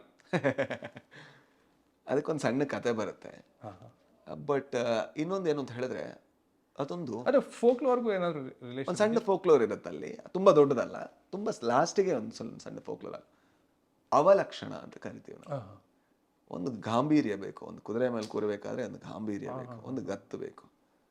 ಒಬ್ಬ ರಾಜ ಕೂರಬೇಕು, ಒಬ್ಬ ಬಡವ ಕೂರೋದು ಸ್ಟೇಟ್ಮೆಂಟ್. ಅದು ಬಿಳಿ ಕುದುರೆ ಮೇಲೆ ರಾಜ ಕೂರೋದ್ರ ಮೇಲೆ ರಾಜನ್ ಕ್ಯಾರ್ ಮಾಡೋ ಒಂದು ಒಳ್ಳೆ ಸ್ಟೇಟ್ಮೆಂಟ್ ಇದೆ. ಐ ಥಿಂಕ್ ರಾಜನಾಗಿ ಬದುಕು, ಇಲ್ಲಾಂದ್ರೆ ರಾಜ ಯಾರು ಅಂತ ಕ್ಯಾರ್ ಮಾಡ್ದಿರೋನಾಗಿ ಬದುಕು ಅಂತ. ಐ ಥಿಂಕ್ ಇವನ್ ರಾಜ ಅಲ್ಲ, ರಾಜ ಯಾರು ಅಂತ ಕ್ಯಾರ್ ಮಾಡದಿರೋಂಥ ಪರಿಸ್ಥಿತಿ ತಲುಪಿದ್ದಾನೆ. ಅದಕ್ಕೆ ಕುದುರೆ ಚೆನ್ನಾಗಿ ಕಾಣಿಸುತ್ತೆ. ಇಟ್ಸ್ ಅ ರೂಪಕ ಕೂಡ. ಹೌದು. ಟೋಬಿಯ ಬಟ್ಟೆ, ಅದು ಸೀರೆನಾ ಪಂಚೆನಾ, ಬಟ್ ಅದೇ ಕಥೆ ಇರಬಹುದು. ಅದು ಒಂದು ಸಣ್ಣ ಇದು ಕೂಡ. ಬಟ್ಟೆ ಇರದೇ ಇರ್ಬೇಕಾದ್ರೆ ಮುಚ್ಕೊಳ್ಳೋದಕ್ಕೇನೋ ಯೂಸ್ ಮಾಡ್ತಾನೆ ಅವನು. ಬಟ್ಟೆ ಇಲ್ದಿರುವಂಥ ಪರಿಸ್ಥಿತಿ ಇದ್ದಾಗ ಏನೋ ಉಟ್ಕೊಳ್ಳೋಕ್ಕೆ ಟ್ರೈ ಮಾಡ್ತಾನೆ. ಅದೆಲ್ಲದೂ ಕೂಡ ಅವನು ಏನಾಗ್ತಿದ್ದಾನೆ ಅನ್ನೋದನ್ನ ಸೂಚಿಸ್ತಾ ಬರುತ್ತೆ. ಇದು ಗರುಡ ಗಮನದ ಹಾಗೆ ಇದೆ ಅಂತ ಹೇಳೋರಿಗೆ ಇಲ್ಲ, ಗರುಡ ಗಮನದ ಆಪೋಸಿಟ್ ಇದೆ ಅಂತ ನಾನು ಹೇಳ್ತೀನಿ. ಈಗ ತುಂಬಾ ಜನ ಈಗ ಒಂದು ನ್ಯಾಚುರಲ್ ಸಿನಿಮಾ ನೋಡಿದ ತಕ್ಷಣ ಮಲಯಾಳಂ ಥರ ಇದೆ ಅಂತಂತಾರೆ, ಅಂದ್ರೆ ಅದ್ರ ಅರ್ಥನೇ ಇಲ್ಲ. ಸರಿ, ಅರ್ಥನೇ ಇಲ್ಲ, ಅದು ಆ ಪದಗಳಿಗೆ ಅರ್ಥನೇ ಇಲ್ಲ. ಅದೇ ರೀತಿ ಇದು ಗರುಡ ಗಮನದ ಥರ ಇಲ್ಲ. ಗರುಡ ಗಮನದಲ್ಲಿ ಮಾಡಿದಂಥ ಎಕ್ಸ್ಪೆರಿಮೆಂಟ್ಗೂ ಇದಕ್ಕೂ ಇರೋದು ಕಂಪ್ಲೀಟ್ ವೈರುಧ್ಯ. ಗರುಡ ಗಮನದಲ್ಲಿ ನೋಡಿದ್ರೆ ಯಾವ ಮಾಸ್ ಮೂಮೆಂಟ್ಗಳು ಕಂಟಿನ್ಯೂ ಆಗಬೇಕು ನಾವು ಕಟ್ ಮಾಡ್ತೀವಿ. ಎಲ್ಲಿ ಚಾಕು ಚುಚ್ಚಬೇಕಾದ್ರೆ ಸ್ಲೋ ಮೋಷನ್ ಆಗಿ ಇನ್ನೂ ಆಗಬೇಕು ಅಲ್ಲಿ ಚಕ್ ಚಕ್ ಚಕ್ ಚಕ್ ಅಂತ ಮುಗಿದೋಗುತ್ತೆ. ಎಲ್ಲ ಅದಾದಮೇಲೆ ಎಲ್ಲ ಫಾಸ್ಟಾಗಿ ಹೋಗಬೇಕು ಅಲ್ಲ ಒಂದು ಡ್ಯಾನ್ಸ್ ಮಾಡ್ತಾ ಇರ್ತಾನೆ. ಅದು ಮಾಸ್ ಅಲ್ಲ, actually it's a counter mass. ಅದು ಮಾಸ್ ಏನು ಅಂದ್ಕೊಡ್ತಾರೆ ಅದರ ವಿರುದ್ಧವಾಗಿ ಬಂದಂಥದ್ದು. ಹೀರೋ ಮುಖ ತೋರಿಸ್ಬೇಕಾದ್ರೆ ವಿಸಿಲ್ ಹೊಡಿಬೇಕಾದ್ರೆ, ಚಪ್ಪಲಿ ತೋರಿಸ್ಬೇಕಾದ್ರೆ ವಿಸಿಲ್ ಹೊಡಿತಾರೆ, ಅದು ಕೂಡ ತುಂಬ ಆರ್ಡಿನರಿ ಶಾಟ್ಗಳು. ಬಟ್ ಇದರಲ್ಲಿ ಹಾಗಲ್ಲ, ಮಾಸ್ನ ಎಲಿವೇಟ್ ಮಾಡಬೇಕು ಆದರೆ ಕಂಟೆಂಟನ್ನು ಹಿಡ್ಕೊಂಡು. ಆದರೆ ಒಂದು ಕಂಪ್ಲೀಟ್ ಕೆಥಾರ್ಸಿಸ್ ಆಗಬೇಕು. ಗರುಡ ಗಮನದಲ್ಲಿ ಆ ಕೆಥಾರ್ಸಿಸ್ ಕೊಡಲಿಲ್ಲ ನಾವು. ಈಗ ಅವರಿಬ್ಬರು ಫೇಸ್ ಆಫ್ ಆಗಿದ್ರೆ ಕೆಥಾರ್ಸಿಸ್ ಸಿಕ್ತಿತ್ತೋ ಏನೋ, ಅಥವಾ ಏನೋ ಒಂದು ಆಗಿದ್ರೆ ಆಗ್ತಿತ್ತು, ಬಟ್ ಅದನ್ನು ಕೊಡಲಿಲ್ಲ. ಒಂದು ಇನ್ಕಂಪ್ಲೀಟ್ ಫೀಲ್, ಎಲ್ಲೋ ನಮ್ಮ ಜೊತೆ ನಮ್ಮ ಪಕ್ಕದಲ್ಲೇ ಕೂತವರು ಪಟ್ಟಂತ ಎದ್ದು ಹೋಗಿ ಆಮೇಲೆ ಬರದೇ ಇದ್ರೆ ಒಂದೊಂದು ಭಾವನೆ ಉಳಿಯುತ್ತಲ್ಲ, ಅದು ಗರುಡ ಗಮನ. ಯಾಕಂದರೆ ಆದರೆ ಅದರ ಪವರ್ ಏನು ಅಂತ ಹೇಳಿದ್ರೆ ನೀವು ಹುಡುಕ್ತಾ ಇರ್ತೀರ, ಎಲ್ಲೋದ ಬರ್ಬೋದೋ ಏನೋ, ಶಿವ ಏನಾದ, ಅವ್ನು ಸತ್ತರೆ ಅವ್ನ ಮುಖನೂ ಕಾಣಿಸಲ್ಲ ನಿಮಗೆ ಗರುಡ ಗಮನದಲ್ಲಿ. ಬಟ್ ಇದು ಹಾಗಲ್ಲ, ನಿಮಗೇನು ಬೇಕೋ ಅದನ್ನೇ, ಆದರೆ ನಮ್ಮ ವ್ಯಾಕ್ಯಾಬ್ಯುಲರಿ ವಿತ್ ಕಂಟೆಂಟ್ ನಾವು ಮಾಡ್ತಾ ಇದ್ದೀವಿ ಅಂತ ಅಂದ್ಕೊಂಡಿದ್ದೀನಿ ನಾನು. ಸರಿ, ಕೊನೆಯ ಪ್ರಶ್ನೆ. ಈ ಸಂದರ್ಶನದಲ್ಲೇ ನನಗೆ ಉತ್ತರ ಸಿಕ್ತು, ಬಟ್ ಆದರೂ ಕೇಳ್ಬೇಡೋಣ ಅಂತ. ಟ್ರೇಲರಲ್ಲಂತೂ ಮಾತಿಲ್ಲ, ಟೋಬಿಗೆ ಮಾತು ಬರಲ್ವಾ? ಮಾತಾಡ್ತಾನೆ ಅವಂದೇ ಆದ ರೀತಿಲಿ, ಆದರೆ ನೀವು ಕಿವಿ ಆಗಿರ್ಬೇಕಷ್ಟೇ. ಎಷ್ಟೋ ಸಲ ನಮಗೆ ತುಂಬ ಜನ ಮಾತಾಡೋದು ನಮ್ಮ ಕಿವಿಗೆ ತಟ್ಟಲ್ಲ. ಸೊ ಟೋಬಿ ಮಾತಾಡ್ತಾನೆ, ನಾ ಹೇಳ್ದಲ್ಲ ವಾಚಾಳಿ ಅವನು. ಅದೇ ಎಕ್ಸಾಕ್ಟ್ಲಿ, ತುಂಬಾ ಮಾತಾಡ್ತಾನೆ. ಬಟ್ ಟ್ರೇಲರ್ ಅಲ್ಲಿ ಹಾಕದೇ ಇದ್ದ ಕಾರಣ ಅದೇ ಅಂದ್ರೆ ಮಾತಾಡ್ತಾನೆ ಅನ್ನೋದು ಅದನ್ನ ನೀವು ಸಿನಿಮಾ ನೋಡಿದ್ರೆ ಗೊತ್ತಾಗುತ್ತೆ ಹೇಗೆ ಮಾತಾಡ್ತಾನೆ ಅನ್ನೋದು ಗೊತ್ತಾಗುತ್ತೆ. ಬಟ್ ತುಂಬಾ ಮಾತಾಡ್ತಾನೆ. ಶಿವ ಮಾತಾಡಲ್ಲ, ನನ್ನ ಲೆಕ್ಕದಲ್ಲಿ ಶಿವ ಮಾತೇ ಆಡಲ್ಲ. ಇವನು ತುಂಬಾ ಮಾತಾಡ್ತಾನೆ, ಎಲ್ಲಾದ್ರೂ ಹೇಳ್ಬೇಕು ಅವನಿಗೆ, ಅವಂದೇ ಆದ ರೀತಿಲಿ ಹೇಳ್ತಾನೆ. ಹೇಗೆ ಹೇಳ್ತಾನೆ ನೋಡ್ಬೇಕು ನೀವು. ಸರಿ ಸರಿ ಸರಿ, ಲವ್ಲಿ. ಆಗಸ್ಟ್ 25ಕ್ಕೆ ಟೋಬಿ ಬರ್ತಾ ಇದೆ. We are all waiting for it. Thank you so much. ನಿಮ್ಗೆ ಆಲ್ರೆಡಿ ಗೊತ್ತಿರುತ್ತದೆ, ಎಲ್ಲರೂ ಕಾಯ್ತಾ ಇದ್ದೀವಿ ಅಂತ. All the very best. Thank you. ಸಮಯಕ್ಕಾಗಿ ಧನ್ಯವಾದಗಳು. Thank you so much. ಅದೇ ರೀತಿ ಸಪ್ತ ಬರ್ತಾ ಇದೆ, ಸಪ್ತಸಾಗರ ಸೆಪ್ಟೆಂಬರ್ 1ನೇ ತಾರೀಕು ಬರ್ತಾ ಇದೆ. ಸೊ ಒಂದು ಮಾಸ್ ಸಿನಿಮಾ ಆದಮೇಲೆ, ಮಾಸ್ ಅಂತ ನಾವು ಅಂದ್ಕೊಂಡಿದ್ದೀವಿ, ಜನ ಅನ್ಕೋತಾರೆ ಅಂತ ಅನ್ಕೋತೀನಿ, ಒಂದು ತುಂಬ ಒಳ್ಳೆ ಲವ್ ಸ್ಟೋರಿ ಬರ್ತಾ ಇದೆ. ಸೊ ದಯವಿಟ್ಟು ಸೆಪ್ಟೆಂಬರ್ 1ನೇ ತಾರೀಕು ಸಪ್ತಸಾಗರದ ಆಚೆಯಲ್ಲೂ ಅದನ್ನು ನೋಡಿ. But going back to what you are saying, ನಮಗೆ ಗೊತ್ತಿರೋ ಪ್ರಕಾರ ಅಥವಾ ನಾವು ನೋಡ್ತಿರೋ ಪ್ರಕಾರ ಅದು ಕೂಡ ವೈಲೆಂಟ್ ಫಿಲಮ್ ಏನೇ. Yes. All right. Thank you. Thank you so much. GT Holidays, South India's #1 travel brand. You know you are special when you're with GT Holidays. 25 years of BRITTO'S Academy.